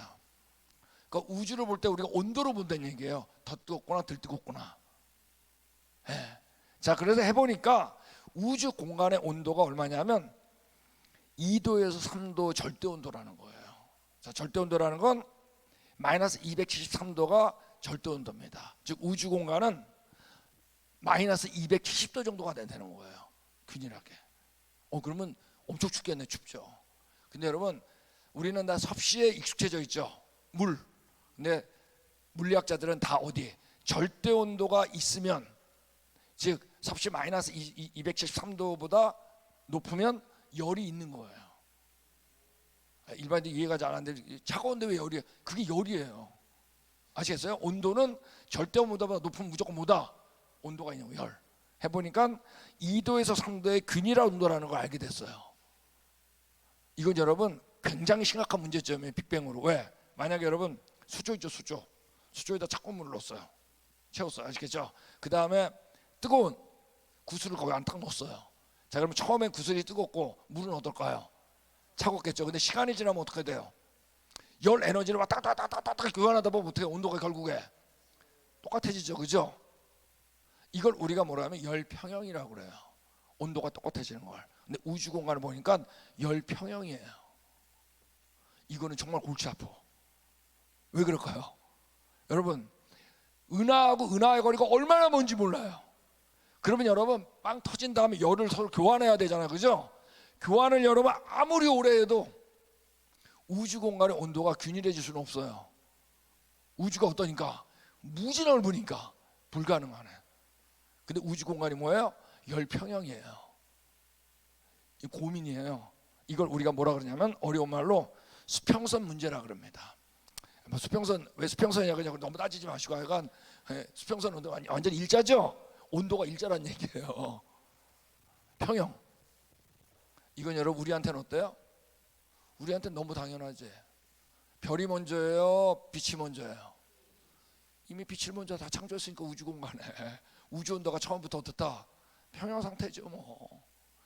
그들에게 고민하는데 우리한테는 어때요? 별로 문제가 안 됩니다. 네. 이걸 이제 알아내는 게 바로 이겁니다. 우주 배경 목상을 측정했는데 CMB라고 그랬죠. 아까 얘기한 것처럼 이 지도를 했는데 우주 공간이 평균 2.7K 아까 얘기했잖아요. 2도에서 10도 사이 키이고 온도와 색깔은 온도와 상대적 차이가 나는데 여기 빨간색도 있고 파란색도 막 그렇잖아요. 그죠? 근데 사실 이거는 어떻게 한 거예요? 굉장히 과장해서 그린 거예요. 잘 보이게 하려고. 여기 나온 것처럼 온도 차이가 얼마냐면 10만 분의 1 수준밖에 안 돼요. 이 얘기 뭐란 얘기예요? 우주 공간의 온도는 똑같은 얘기야. 이건 여러분 그들에게 너무 어려운 얘기예요. 근데 우리는 뭐가 먼저다? 빛이 먼저거든요. 자 보면 이런 것처럼 자 이분이 얘기한 것처럼 높은 공간 등방성과 2.7K 온도 지금 얘기한 흑체 스펙트럼이라고 합니다. 그걸 잘 맞게 보이는 우주 배경 복사는 일반적으로 빅뱅 우주론지자들에게 빅뱅의 가장 강력한 증거라고 주장했었어 예전엔. 왜? 빵 터질 때 빛을 어떻게 남겨놓은 흔적이다 그랬어요. 근데 우주 공간이 얼마나 넓어요. 아무리 흔적이 있어도 평형을 이룰 수는 없거든. 얘기하는 거예요. 그러나 빅뱅 복사가 배경 복사가 빅뱅 우주론을 강력하게 지지한다는 근거는 없다. 안 맞아요. 자 우리 얘기했던 알프 이분도 얘기한 겁니다. 마이크로바 배경 아까 우리 우주 배경 복사 얘기하는 겁니다. 배경 복사 배경은 이런 사건 빅뱅 발생의 흔적을 보여주지 않으며 10년 전 이론적 예상과 모순된다. 이는 최근 몇 년 동안 이론가들이 이 점에 대한 관찰과 모순을 피하는 변형된 빅뱅을 자꾸 만들어요. 틀렸다는 거예요. 만약 관찰과 모순을 피한다면 이는 좋은 이론이 아니다. 지금 이제 빅뱅에 대해서 가장 반박하는 3명을 꼽으라 그러면 이 3사람입니다. 하버드 대학, 콜럼비아 대학, 다 미국이죠. 프린스턴 대학, 하버드 대학의 천문학 교수예요. 이 3사람이 빅뱅을 가장 반박해요. 왜? 지금 보셨듯이 안 맞거든. 이분이 얘기하는 거예요. 일반적으로 인플레이션이 확정되었던 인플레이션이 바로 빅뱅을 얘기하는 겁니다. 견해지만 데이터가 실제로 보여주는 것은 가장 간단한 모델이 배제되어 있어요. 심플해지지 않았어. 복잡해지고 있어 지금. 왜? 간단하게 안 맞아. 빵 터졌다는 그들의 생각이죠. 이거하고 안 맞아요 데이터가. 점점 더 복잡하고 인위적인 모델만 남아있다는 점이다. 이제 이건 조금 이따 얘기할 겁니다. 이는 인플레이션이 실제 설명력을 갖는지 의심스럽게 만들고 있다. 사실 이 논문이 굉장히 길거든요. 제가 인용문이 너무 많아요. 다음은 정말 여러분 제가 이제 고민되는 게 다음부터 좀 안 부를 것 같은 이상한 고민이 지금. 예. 자 이번 뒤에 제가 집니다. 아까 얘기했죠. 칼텍 이론 물리학 교수 얘기했어요. 그러나 초기 우주의 균일성은 실제로 상당한 정밀 조정의 필요성을 의미하면 이 수평선 문제 배경 목사했죠. 이 문제는 당면한 문제다. 계속 반박하는 거예요. 한번 같이 읽겠습니다. 시작.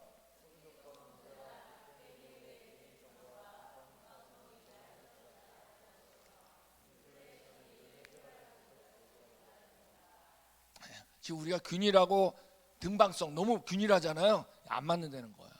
빅뱅하고. 자 이분 우리 조지 프랜스 애니 앨리스 얘기는 안 들을 수가 없죠. 이분이 얘기한 것처럼 우주 기원론의 이제 리더 아니에요. 이론 물리학은 수학, 물리학, 철학의 경계에 있는 암호의 땅으로 변했어요.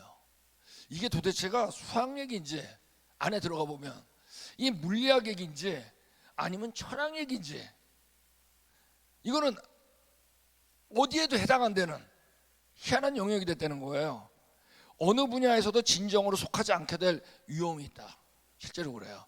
급팽창, 끈이론, 다중우주론, 별 희한한 이론들이 다 있어요. 지금 그중에 이제 다중우주 얘기할 건데, 이제 실질적 과학 영역을 벗어나고 있다. 증명할 수 없는 얘기들만 하고 있다는 거야. 제가 예전에 천문학, 우리 창조과학 탐사에 누가 왔냐면은 그 천문학 전공자가 왔어요. 물론 이제 학부를 전공했는데 여자분이었습니다. 근데 제 강의 다 듣고 나서 이분이 손 들고 한 얘기가 있어요. 내가 이제 왜 천문학 할 때 공부 그렇게 힘들었는지 이제 알겠대. 왜 그럴까요? 이론하고 안 맞는 거야. 계속 어떤 이론. 자, 이제 용어를 이제 몇 가지 보겠는데, 자, 이제 빅뱅론자들이 얘기하는 게 두 가지가 있습니다. 두 가지. 하나가 뭐냐면, 우리 한번 그래도 같이 할까요? 암흑물질. 네, 암흑물질이라는 게 있고, 그 다음에 뭐가 있냐면 같이 하겠습니다. 암흑에너지. 자, 이제 요 두 가지 용어를 빅뱅론자들이 계속 얘기해요. 왜 쓰냐면, 암흑물질은 뭐냐면, 자, 이 사람들이 얘기하는 거예요. 우주 질량의 대부분을 차지하지만 직접 관찰된 적이 있다 없다. 자, 이론적인 물질이에요. 근데 왜 이론이 나왔냐면, 요 밑에 거만 읽을게요.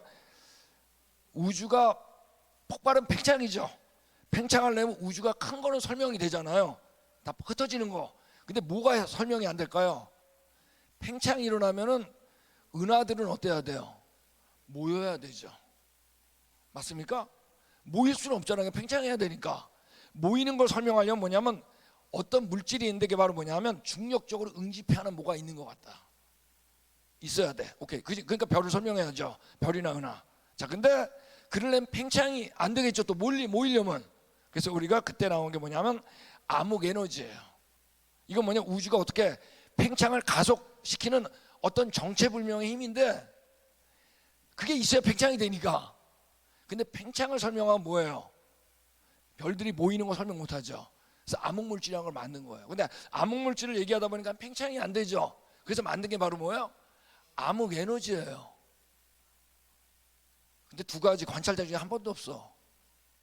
그래서 우리가 빅뱅, 이걸 표준 우주론인데 빅뱅을 표기할 때 뭐라고 쓰냐면, 요게 지금 천문학자가 쓰는 빅뱅의 표기 방법입니다. 람다 CDM, 벌써 어렵잖아. 람다 어쩌고 막 들어가면, 그죠? 안에 내용 들어가면 아무것도 아니에요. 람다가 뭐냐면 아까 팽창하는 암흑 에너지의 약자예요.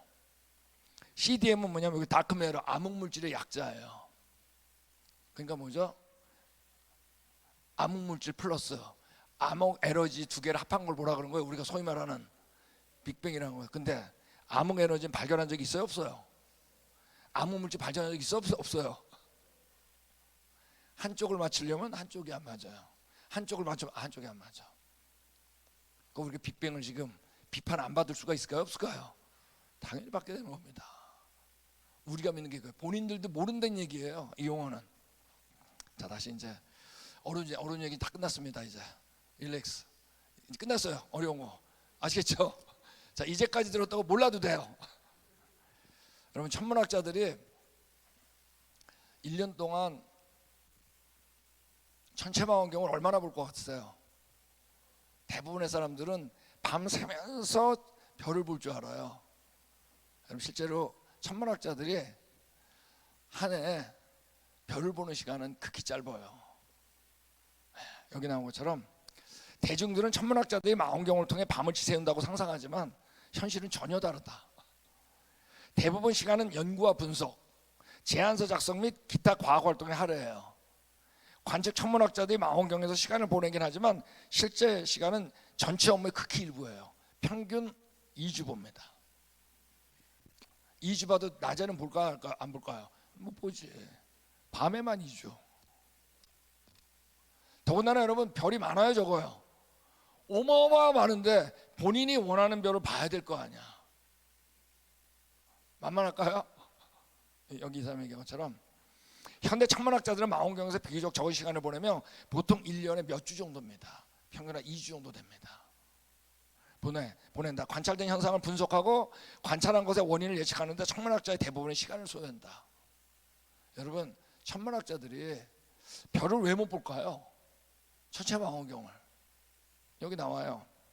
대부분의 천문학자들은 천문대에서 많은 시간을 보내지 않는다.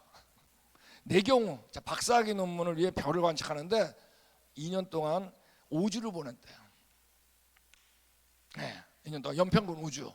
이건 그나마 박사학위 논문이니까 본 거예요. 왜 그렇게 적은 시간을 할애하는지는 한마디로 답은 자원, 돈이다. 천체망원경 설치 자체에 돈이 많이 든다. 전 세계 망원경의 수보다 천문학자가 훨씬 많기 때문에 경쟁이 치열해요. 여러분 아는 게 있을까요? 없을까요? 안다고 하는 게 거짓말이지. 거의 대부분의 천문학자들은 별을 보지 않고 써요. 우리 여기 우주기원에 대해서 유명한 분이 누구죠? 그 유명한 스티브 호킹이죠. 지금 이제 사망했는데 2018년에 죽었습니다.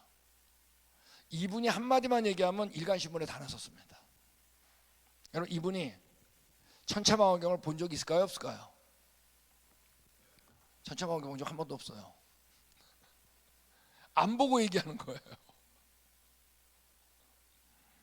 2015년 호킹은 자신이 직접 컨트롤할 수 있는 PC로 보는 거, PC로 보는 가능한 망원경을 갖게 되면서 아마추어 천문학자로 활동을 시작했으며 언제? 사망하기 3년 전에. 그것도 천체망원경이 아니라 PC로 보는 거. 천체 사진들을 이때 직접 촬영한 거예요. 이거 완전히 아마추어가 하는 천체망원경 PC로 보는 거예요. 과연 여러분 호킹이 한 말이 맞을까요? 틀릴까요? 맞을 가능성은 제로입니다. 본 적도 없어요. 더군다나 아까 얘기했죠. 우리가 보는 건 실제로 별을 보는데 칼라가 아니라 뭐라고요? 흑백이에요. 이걸 여러분 천문학자들은 계속 보정을 해야 돼요. 보정을 하고 뭐로? 칼라로 바꿔줘야 돼요. 네, 우리는 그렇게 보지만 실제 모습은 이렇게 보인다고요. 아는 게 있을까요? 없을까요? 네, 저희가 우주의 나이는 그러면 이제 측정이 가능할 거예요. 제가 우리 목사님께도 말씀했지만 제가 요즘에 그 AI하고 이렇게 한판 붙는 게 제가 아주 재밌는데 여러분 AI하고 저하고 붙으면 누가 이길 것 같으세요? 이쪽만 저 편이네. 여러분 AI와 가면 100점 100승이에요 제가. 이건 뭐 처음 한 마디 딱 얘기하면 보편적인 얘기부터 딱 나와요. 저는 그 넥스트 스텝 제가 지난번에 얘기 안 드렸나요? 3월달에 저희하고 저 루시에 대한 얘기. 루시하면 나중에 손 딱 들어요. 맞습니다. 루시는 측정하지 않습니다. 그냥 진화론적 편견으로 숫자를 정한 거예요. 일반인들은 몰라요. 우주의 나이도 마찬가지예요. 우리가 여러분 시간을 결정할 수 있는 방법은 딱 하나밖에 없어요. 아직까지. 속도는 시간분의 거리 이런 얘기 기억나세요? 중고등학교 때 배웠던 거. 속도 아셨죠? 시간 있죠? 거리 있죠? 그러면 지금 우리가 알고 싶은 게 시간이죠? 맞습니까? 속도하고 시간이라는 걸 알아야지. 아니 속도하고 거리를 알아야 나머지 미지수인 우리가 알고 싶은 뭐가? 시간이 나올 거 아니야. 자 여기 보세요. 팽창 속도와 거리와의 관계에서 출발하는 겁니다. 일단 팽창 속도는 거리, 시간분의 거리거든요. 하면 그럼 우리가 시간이 궁금하니까 자 그러면 팽창 속도하고 거리를 알아야겠죠. 우주에 이걸 어떻게 알아? 자 볼까요? 팽창 속도와 거리, 우주가 유한하고 빅뱅에서 시작되는 과정이 필수적이에요. 맞습니까? 거리는 자 그래서 가설이 인플레이션 이전 빅뱅이죠. 빅뱅. 그들이 얘기하는 폭발할 때 속도를 알 수가 없어요. 맞습니까? 그거 모르면 측정 끝이에요. 몰라요. 그때 얼마나 빨리 팽창했는지 알아야 되잖아요. 알 수가 없어요. 감속과 가속. 지금 어때요? 아까 우주 배경 목사했죠? 이게 문제라는 걸 알아요? 몰라요? 빅뱅론자들은. 아니까 어떤 이론이 나오는지 아세요? 팽창하다가 열평형이 있을 동안 기다렸던 것 같다. 팽창 안 하고. 아시겠어요? 그러다 또 팽창하다가 또 어떡한 거예요? 또 기다렸다가 복잡해. 그러면 그 시 어떻게 나이를 알아? 그냥 계속 맞추는 거예요. 팽창 속도가 동일했는지 알 수 없어. 감속과 가속이 있었던 주정이 나온 거예요. 그래서 그 밖에 자신들의 인원을 뒷받침하는 암흑물질, 암흑 에너지의 가설을 계속 얘기해야 돼요. 그러니까 여러분, 우주의 지름이 950광년을 추정을 해요.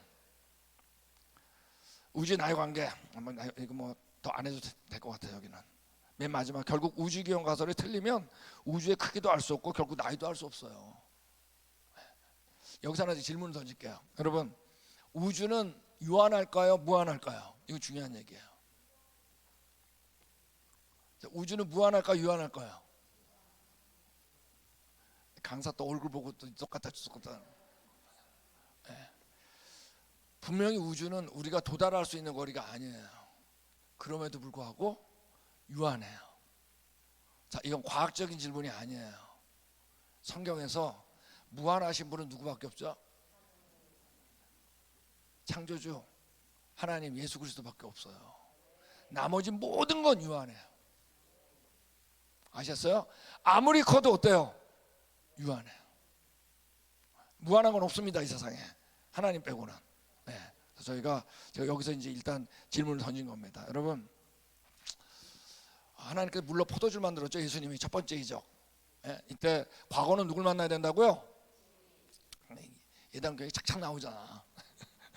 네. 여기서 증인이 누구라고요? 네? 네. 물돈 하인이죠. 물어보면 뭐라 그랬을까요? 저 아저씨가 항아리 9가지 물을 채우라 그랬대요. 뜨라 그랬는데 포도주가 돼 있대요. 이게 아까 안 믿겨줘도 할 수 없어. 그게 답이야. 그죠? 여러분, 하나 아셔야 되는 건 우주가, 이 어마어마한 별과 우주를 만드는데 하나님이 하루 만에 만드셨어요. 그죠? 물로 포도주 만드는데 금방 만들었어요. 여러분, 전능한 분은 어떤지 아세요? 물로 포도주를 만드는 거나 이 어마어마한 별과 우주를 하루 만에 만드는 거나 어떻다? 똑같이 힘이 안 들되는 거예요. 전능한 분이 어떤 분인지 아세요? 네, 전능한 분은 여러분, 자기 원하는 대로 다 할 수 있는 분이야. 조그만 거는 만들기 쉽고 어마어마하게 큰 건 만드는데 오래 걸리고, 아니에요. 그건 자기가 그렇다는 얘기예요. 그분은 여러분, 본인이 원하는 대로 할 수 있어요. 여러분, 이분 믿으세요? 이게 우리에게 감격이에요. 여러분, 지금 우리가 보는 건 우리 몸도 여러분 얼마나 신명막식해요. 제가 최근에 경험했던 얘기를 하나 할게요. 제가 사실 1월달 중순경에 엄청나게 힘들었습니다. 이틀 동안 막 어지러워가지고 막 구토가 막 나는데 너무 힘들었어요. 어지러워가지고. 그래서 제가 AI 또 했더니 AI에서 설문을 하더라고요. 쫙 하는데 보니까 다 제가 체크를 했더니 뭐라고 나왔냐면 100% 이석증입니다. 딱 나오는 거 진단이. 그래서 제가 물어봤죠. 그러면 이거는 내가 고칠 수 있냐? 그러니까 고칠 수 있대. 80%는 자가 고칠 수 있대요. 분명히 이번 이제 끝나고 나가지고 갈 때 유튜브 이제 채널 가르쳐 달라는 사람 꼭 있어요. 이거 끝나면. 그래서 제가 이제 그럼 추천을 하라 그랬더니 유튜브를 추천하더라고요. 정말 5분 만에 싹 사라지대. 아, 진짜 여기 좀 의사들 계신지 모르겠네. 약간 앞으로 정말 예, 그냥 5분 만에 끝났어요. 예, 저는 이제 제일 먼저 오른쪽 이석인지 왼쪽 이석인지 판단해야 된대요. 그것도 굉장히 쉬워요. 근데 제가 판단을 못해. 옆에 누가 도와줘야 돼요. 딱 해도 저는 오른쪽이에요. 오른쪽이면 왼쪽으로 돌아야 된다. 그래가지고 누워가지고 왼쪽으로 딱 3바퀴 도니까 그냥 없어지대. 여러분, 이석이란 게 있어요. 이석이. 근데 이게 고개를 숙이고 일어나고 가속할 때 중력을 감지해가지고 여기 있습니다. 반고리반 여기 있는데 뇌에 신호를 보내줘가지고 균형을 잡게 하는 겁니다. 뇌에다가 신호를 보내줘요. 돌이에요. 이석이라고 하는 탄산칼슘. 자, 근데 이석증이라는 건 뭐냐면 이석이 원래 붙어 있던데 안 붙어 있고 떨어져 나와가지고 이 반고리관, 여기죠. 반고리관. 떨어져 나와가지고 관 속에 액체가 있는데 거기서 이석이 왔다 갔다 해가지고 엄청 어지러운 거예요. 제가 왜 이 얘기를 하냐 하면 여러분, 그 이석이 그 조그만 게 제가 자라면서 성장을 해요. 돌이. 아셨어요? 엄마 뱃속에 있을 때 성장해가지고 딴 데 성장하면 안 돼. 반고리관에 거기서 성장해야 돼. 떨어져 나가도 안 돼. 여러분, 이게 진화돼 가지고 되겠어요? 네? 떨어져 나갈 확률이 훨씬 높지. 여러분, 이건 시간 문제가 아니에요. 그분의 뭐죠? 계획과 능력이에요.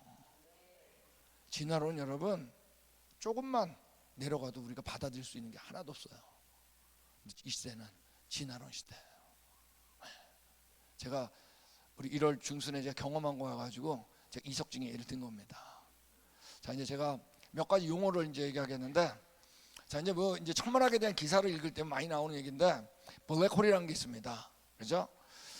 자, 이제 용어만 제가 그냥 이해하시면, 중력이 너무 세가지고 빛도 이제 입자거든요. 입자성이기 때문에 빛까지 탁 흡수해가지고 우리가 뭐를 보는 거다? 빛을 본다 그랬죠? 근데 빛조차 빠져나갈 수 없는 천체예요. 극도로 강한 중력으로 시간이 지연되어서 시공간이 붕괴된 천체인데, 자, 이제 이 이론이 나온 거예요. 일단 이론 나오면 천문학자들은 어떡할까요? 관찰하려고 그래요. 이론이 먼저예요. 관찰이 먼저가 아니에요. 네. 근데 관찰됐다고 또 보고가 나와 있어요. 근데 거의 반론도 만만치 않아요. 왜? 관측되었다고는 하지만 블랙홀 내부에서 빛이 나오지 않죠. 우리가 보는 거 뭘 보는 거죠? 빛을 봐야 되는데 어떻게 관찰했다고 얘기할 수가 있어요? 절대 불가능해. 그러니까 실제로 블랙홀을 직접 본 것이 아니라는 반론도 만만치 않아요. 그 블랙홀인지 아닌지 알 길이 없어요. 자, 이 반대 이론이 바로 뭐냐면 화이트홀이에요. 계속 이론을 만드는 거야, 천문학자들이. 이건 첫 번째 것만 읽겠습니다. 블랙홀의 반대 개념인데, 화이트홀은 아직 관측된 적이 없는 순수한 이론적 개념이에요. 자, 지금 천문학자들이 하는 것도 이런 이론을 만드는 겁니다. 자, 그러다 보니까 지금 우주가 이해가 안 되죠. 빅뱅으로 이해가 안 돼요. 안 맞기 때문에. 그러므로 그래서 나온 게 바로 뭐냐면 다중우주론이라는 게 나왔습니다. 멀티버스. 이게 뭐죠? 우리 우주 외에도 다수 우주가 존재할 수 있다는 가설에 충실하는데, 이거 뭐냐면 관측된 것이 아닌 현대 물리 이론의 부산물로 등장한 거예요. 이거 뭐냐면 지금 우리가 물리적으로 설명할 수 없는 게 너무 많다 보니까 어느 우주가 있는데 그 우주는 우리가 알고 있는 과학 법칙이 아닌 다른 게 적용되나 보다. 또 이쪽 우주는 어떤 거예요? 또 다른, 우주마다 법칙이 다 다른 것 같다 그런 거예요. 안 되는 거예요? 모른다는 거예요? 근데 모르는데 아는 척 하잖아. 딱 2단계만 내려가면 너무나 코미디 같은 얘기예요. 이 단어 이해하는 게 힘들어. 그러니까 어떤 것 같아요? 그 학문이 정말 힘들어요. 네. 그래서 우리 여러분, 이런 단어들 나올 때 긴장하지 마시라 이거예요. 안에 들어가면 아는 게 없다라는 걸 용어로 만든 거기 때문에. 자, 우리 마지막 하나, 세 번째. 자, 우리 한번 같이 읽겠습니다. 우리 같이 하겠습니다. 연력학 제2법칙. 자, 이건 뭐 우리가 여러 번 다뤘으니까, 연력학 제2법칙은 한마디로 얘기하면 물체와 에너지는 시간이 지남에 따라 어떻게 하냐면 점점 어떻게 된다? 무질서해진다는 거예요. 자, 무질서해져 가지고 일을 못하게 된다는 겁니다. 연력학이라는 건, 저 때는 사실 연력학이 중고등학교 때 안 배웠어요. 연력학이라는 단어는 안 배웠어요. 근데 지금은 어떠냐면 고등학교 때 이미, 중고등학교 때 연력학이라는 단어를 직접 씁니다. 자, 연력학은 물질과 에너지에 대한 모든 학문이에요. 그 법칙 가운데 지금 얘기할 게 연력학 제2법칙인데, 모든 물질과 에너지는 시간이 지나면서 어떻게 된다? 아니면 점점 무질서해진다는 거예요. 일을 못한다는 거예요. 예를 들면 여기 우리 차가 있는데, 자, 이 쓰레기차가 왔다 갔다 일을 하겠죠, 그죠? 처음엔 일을 하죠, 열심히. 자, 그렇지만 어때요? 점점 일을 못하게 되죠. 왜 못해요? 기아가 마모되고, 그지? 부식돼가지고 일을 못하게 되겠지. 이 기아가 마모되고 부식되는 걸 우리가 뭐라 그런다? 과학자들은 무질서해진다는 거예요. 질서 있게 한마디로 소위 말하는 왁구가 딱딱 맞으면 일을 하는데, 느슨해지고 일을 못해요. 왁구는 어느 나라 말인가요? 그러니까 그래가지고 일을 못하는 거예요. 여기에 대해서는 여태까지 예외가 없어요. 즉 모든 물질은, 물질만 생각해 좋습니다. 쉽게 시간이 가면서 점점 어떻게 된다? 무질서해진다는 겁니다. 네. 여기 이분이 얘기한 겁니다. 연력학 제2법칙의 위반 사례는 알려진 바 없어요, 아직까지. 일반적으로 제2법칙은 닫힌 게에서 명시되어 있지만 제2법칙은 개방된 시설에 똑같이 이거 뭐냐 제 위에 줄만 이해하면 됩니다. 연력학 제2법칙에 예외가 있다 없다? 없어요. 여기 나온 이 사람도 마찬가지예요. 연력학 제2법칙을 명백히 위반하는 것처럼 어떨 때 보일 수도 있지만 밑에 절 다시 회복돼요. 결국 모든 건 어떻게 되나 물질은 점점 무질서해지게 돼 있습니다. 네. 여러분 지금 우리가 보는 우주는 질서가 있나요 없나요? 완벽한 질서죠. 우리가 기껏 아는 게 여러분 태양계 주고 말아요. 근데 태양계를 보면 어때요? 수금지와 목토가 있죠. 근데 수금지와 목토 나중에 인터넷 들어가서 쳐보세요. 뭐가 나오죠? 공전주기 자전주기가 나와요. 공전주기 자전주기가 나온다는 게 뭔지 아세요? 그 시간이 되면 어떻다? 그 자리에 있다는 얘기입니다. 질서가 있어요 없어요? 완벽한 질서가 있어요. 성경에서 뭐라 그랬냐면 여기 나온 것처럼 우리 한번 같이 읽겠습니다. 시작. 네. 성경에서 별을 만들었는데 별을 만든 목적이 뒤에 세 가지만 먼저 하면 계절과 날과 해라 그랬습니다. 계절과 날과 해는 뭐죠? 시계를 얘기하는 겁니다. 하나님 시계를 만든 거예요. 정확하죠. 근데 가끔씩 어떻게 한다고 그랬어요? 징조도 보여줄 때가 있죠. 대표적으로 언제? 별을 가지고 언제 징조를 보였죠? 대표적으로 예수님 오셨을 때 징조를 보였잖아요. 이 징조를 보여줄 수 있는 건 어떤 분이냐면 계절과 날과 해 이 완벽한 질서를 깨트리지 않고 어떻게? 깨트리지 않고 언제든지 자기 의도대로 들락날락 할 수 있는 분만 할 수 있는 게 징조입니다. 이 네 가지가 적혀 있다는 건 굉장히 재밌는 거예요. 첫 번째 징조와 나머지 뒤에 세 개 시간. 이건 여러분 그분의 전능하심 아니면 안 된다는 거죠. 근데 여러분 만약에 화산 폭발이 여기서 빵 난 거예요. 빵 터져가지고 화산재가 우수 떨어진 거야. 한 도시가 된 거야. 멋있죠? 다 AI한테 만들어 달라고 만들어줘요 지금. 뭐 예전에 막 돈 들어가지고 제가 해야 될 거를 AI가 단지 그냥 뭐 한 2분이면 만들어요. 도저히 불가능하죠. 여기 나온 것처럼 로고가 있는데 말이에요. 뭐죠? 레고가 있는데 저희 애가 이거 8시간 걸려가지고 만들었거든요. 방주 레고. 여러분 이걸 확 뿌렸는데 이게 될 수 있을까요? 여기 뭐죠? 지적인 뭐가 들어간 겁니다. 여기 있는 것처럼 고대 힌두 철학이 있는데 고대 힌두 철학은 이 우주가 폭발에 의해서 됐다 그럽니다. 그리고 콩 같은 게 하나가 지구에 떨어져 가지고 이들이 진화돼 가지고 억겁의 세월 동안 거쳐서 우리가 됐다 그럽니다. 과연 여러분 진화론하고 빅뱅하고 뭐가 달라요? 똑같잖아요. 둘 다 똑같이 어떤 거죠? 우리가 어디서 시작했는지 혼자 깨달아 하려고 해서 나온 게 바로 뭐죠? 빅뱅 진화론입니다. 우리가 여기에 대한 것들은 예전에도 있었다는 얘기입니다. 여기 나온 것처럼 그래서 예전에 229명의 과학자들의 과학단체 간에 편지를 나눴습니다. 나눴을 때 빅뱅에 대해서 한마디 해달라고 그랬는데 여러분 이 229명 중에 단 한 명도 동의하지 않았어요. 여기엔 유명한 천문학자까지 다 동원됐어요. 이건 이제 229명이죠. 지금은 500명이 넘었어요. 여기요. 이 홈페이지 들어가면 나옵니다. 뉴 사이언티스트. 이 사람이 얘기했어요. 조작 없이 남아있기 어렵다. 조작이라는 얘기예요. 결코 관찰한 적이 없는 진가는 가설을 의존한다. 가설 덩어리. 물리학의 다른 분야에서 새로운 가설의 계속적인 공급. 왜? 아까 얘기했죠? 뭐예요? 암흑물질. 암흑에는 계속 넣어야 돼. 안 맞아. 관찰한 적이 없는 가설을 넣어야 돼요. 관찰해서 확인된 어떤 수량적 이슈도 없는 허풍이라고 할 수 있다. 말도 안 되는 얘기예요. 이분이 바로 누구냐면 유명한 진화론자입니다. 프레드 호일 천문학자. 영국의 캠브리지 대 천문학 교수입니다. 빅뱅을 가장 만박했어요. 빅뱅 우주는 어떤 형태의 천문학으로도 도달할 수 없는 시대를 말하며 지난 20년이 넘는 기간 동안 단 한 번의 성공적 예측도 나오지 않았어. 얘기했잖아요. 폭발이 어떻게 질서를 만들어요. 이분이 처음으로 라디오에서 이 얘기를 하면서 빅뱅이란 말을 처음 썼어요. 말도 안 되는 빅뱅이다 야. 근데 이게 용어가 되버린 거 아세요? 이분이 그냥 막 조롱 수준으로 한마디 했거든요. 그 빅뱅이다. 근데 그게 용어가 된 거예요. 이분이 워낙 유명해가지고. 그래서 이분은 이 빅뱅은 표준 우주론이라고 하는데 이게 아니라 정상 우주론을 제안했어. 이것도 문제죠. 다 깨달으려고 하니까. 정상의 반대말이 뭐예요? 그 정상이 아니에요. 이 정상은 그 정상이 아니에요.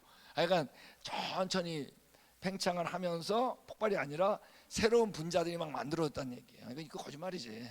불가능해요. 어쨌든 빅뱅을 반박했다는 얘기입니다. 이분이 이런 얘기도 했어요. 이 모든 결과 연구자들의 주된 노력은 빅뱅 이론의 구멍을 덮고 점점 복잡하고 번거로워진 아이디어를 구축하는 데 있었다. 이제 나는 빅뱅 이론에 대한 병든 구렁텅이가 걸려있다고 말하는데 주저함이 없다. 거기에 다 병들었다는 얘기야. 천문학자들. 사실의 패턴이 이론에 반하게 되면 안 맞잖아요. 그죠? 반하게 되면 경험에 따르면 이론은 거의 회복되지 않는다. 그 안에서 빠져나오지도 못한다는 거예요. 사망 죽을 때까지 빅뱅 비판했습니다. 이분도 마찬가지예요. 알프. 빅뱅 이론은 이 고도로 구조화된 우주를 진화했다고 가정한다. 정말로 구조화되어 있잖아. 너무나 정확하잖아. 이 기적의 발생을 설명하려는 수많은 시도가 있었다. 그들이 이를 시나리오라고 부르는 이유일 거다. 사실이 아니라 지어낸 얘기라는 거야. 본인들도 얘기 안 되는 거야. 우주로는 매우 적은, 이거 빅뱅을 얘기하는 겁니다. 매우 적은 행위에 세워진 매우 큰 지적 건물이 한 점에서 과학으로 독특하다. 아는 게 거의 없는데 너무 크게 건물을 지었다는 얘기입니다. 자, 이분은 이제 이론 물리학의 진화론자고 영국 뉴캐슬대 교수인데 빅뱅을 이리 조롱한 얘기입니다. 이게 과학자들한테 조롱한 거예요. 빅뱅은 물리법칙의 순간적 정지. 물리법칙이 순간적으로 정지했어야지 이해된다는 거야. 우리가 아는 거로.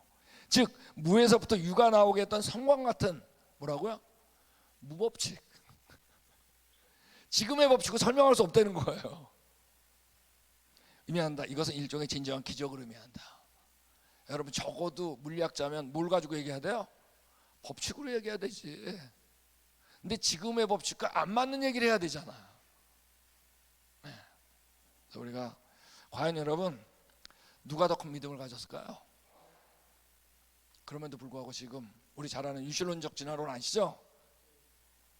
우종학 교수 얘기하잖아요. 대폭발 이론은 패러다임은 이게 편견이죠. 우리 다 아시지? 패러다임에서 정솔루자를 잡았다 그런 거예요.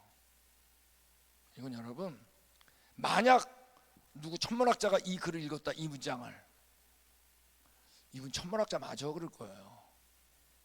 이건 여러분 가설 중에 가설의 가설이거든요. 근데 이분은 자기가 믿는 건 다 정설이래요. 심각해요. 여러분 이거 아세요? 여기 큰바위 얼굴 들어보신 적 있어요? 저기 저 부부 사진인데, 저 부부 사진 넣는 이유는 가서 봤다는 얘기입니다. 지지라가 그게 굉장히 중요해요. 봤냐 안 봤냐가. 근데 여러분 이 원래 이 큰바위 얼굴이 누가 이게 조각한 게 아니에요. 아세요? 이게 원래 이 바람과 이것들이 계속 깎이고 깎아가지고 그래가지고 된 거라고요. 몰랐어요? 누가 만든 게 아니에요. 다 웃죠 뭐. 누가 어떤 지적인 존재가 당연히 자기가 원하는 대통령 4명을 넣어서 다듬은 거죠. 여러분 빅뱅은 이거보다 훨씬 더 큰 믿음이 필요합니다. 연력학 제2법칙 되셨죠? 그러니까 우리가 이 연력학 제2법칙도 무시해야 돼. 왜? 여태까지 한 번도 폭발이 질서를 만든 경우가 있어요? 없어요? 없는데 받아들여야 되잖아요. 이 시대는 여러분 완전히 진화론 시대입니다. 도대체 일어날 수 없는 걸 어디서? 학교에서 배우는 거예요. 자, 이제 마지막 빅뱅을 얘기하면 이제 우주의 기원에 대한 얘기를 하면 신기하게 결론을 뭐로 맞춰야 되냐? 생물로 맞춰야 됩니다. 왜냐하면 이때가 생물을 얘기하기에 너무나 좋은 타이밍이거든요. 자, 연력학 제2법칙이라는 건 뭐죠? 모든 게 어떻게 된다? 점점 무질서해지죠? 연력학 제2법칙에 위배되는 경우가 여태까지 있다 없다? 한 번도 보고된 바가 없어요. 자, 근데 연력학 제2법칙에 위배되는 경우가 딱 하나가 있어요. 그게 뭐냐? 우리가 소위 생물이라고 하는 거는 살아있는 동안은 연력학제의 법칙이 위배돼요. 살아있는 동안 어때요? 질서가 유지되고 있잖아요. 질서가 유지 안 되면 다 썩어서 없어지게. 살아있는 동안엔 질서가 유지돼요.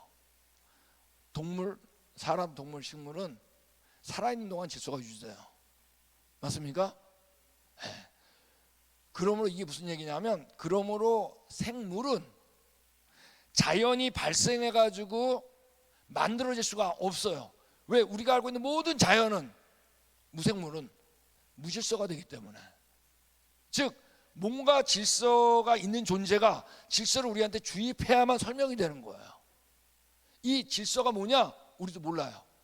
근데 이걸 과학자들은 알기 때문에 모르지만 용어를 만들었어요. 그 용어가 바로 뭐냐면, 우리 같이 하겠습니다. 목적률, 텔리오놈이라고 하는 용어를 만들고, 뭔지 몰라.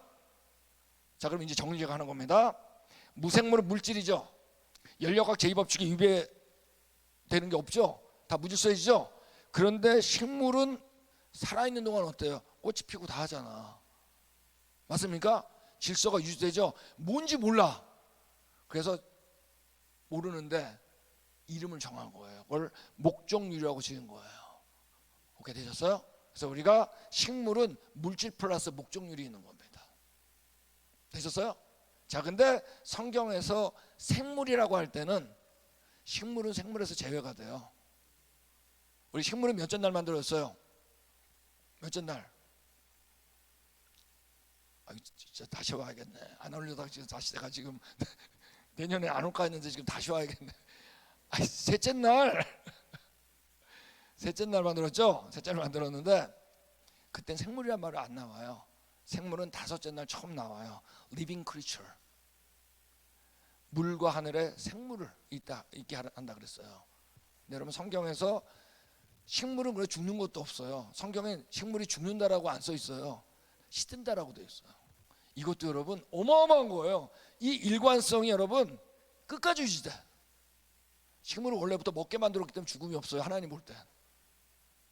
동물부터 생물이라 그래요. 근데 동물에는 뭐가 있으니까? 뭐가 있어요? 성경에 어디? 피에는 뭐가 있다? 생명. 그래서 여러분, 성경은 정확해요. 다섯째 날부터 리빙이란 말이 처음 나와요. 엄밀히 목적률이 있어서 식물은 흙하고 똑같아요. 단지 우리에게 먹을 수 있게 하는 거지. 네, 그래서 동물은 뭐냐면 물질이죠, 그죠? 목적률을 넣었죠. 근데 플러스 뭐다? 식물이 있기 때문에, 그러니까 피가 있기 때문에 이때부터 생명이라 그래요. 우리는 뭐죠? 물질이죠. 목적률이 있죠. 피가 있죠. 플러스 뭐예요? 하나님의 형상으로 창조된 거. 이게 여러분 무생물, 식물, 동물, 사람을 구분하는 너무 좋은 이 구분입니다. 오케이, 되셨죠? 그러므로 여러분, 우리가 여기 나와 있는 것처럼 육체 생명은 어디에 있다? 피에 있습니다. 내가 이 피를 너희에게 주어 단에 뿌려 너희 생명을 위하여 속하게 하였나니, 생명이 피에 있으므로 우리가 죽어야 되는데, 피가 뭐예요?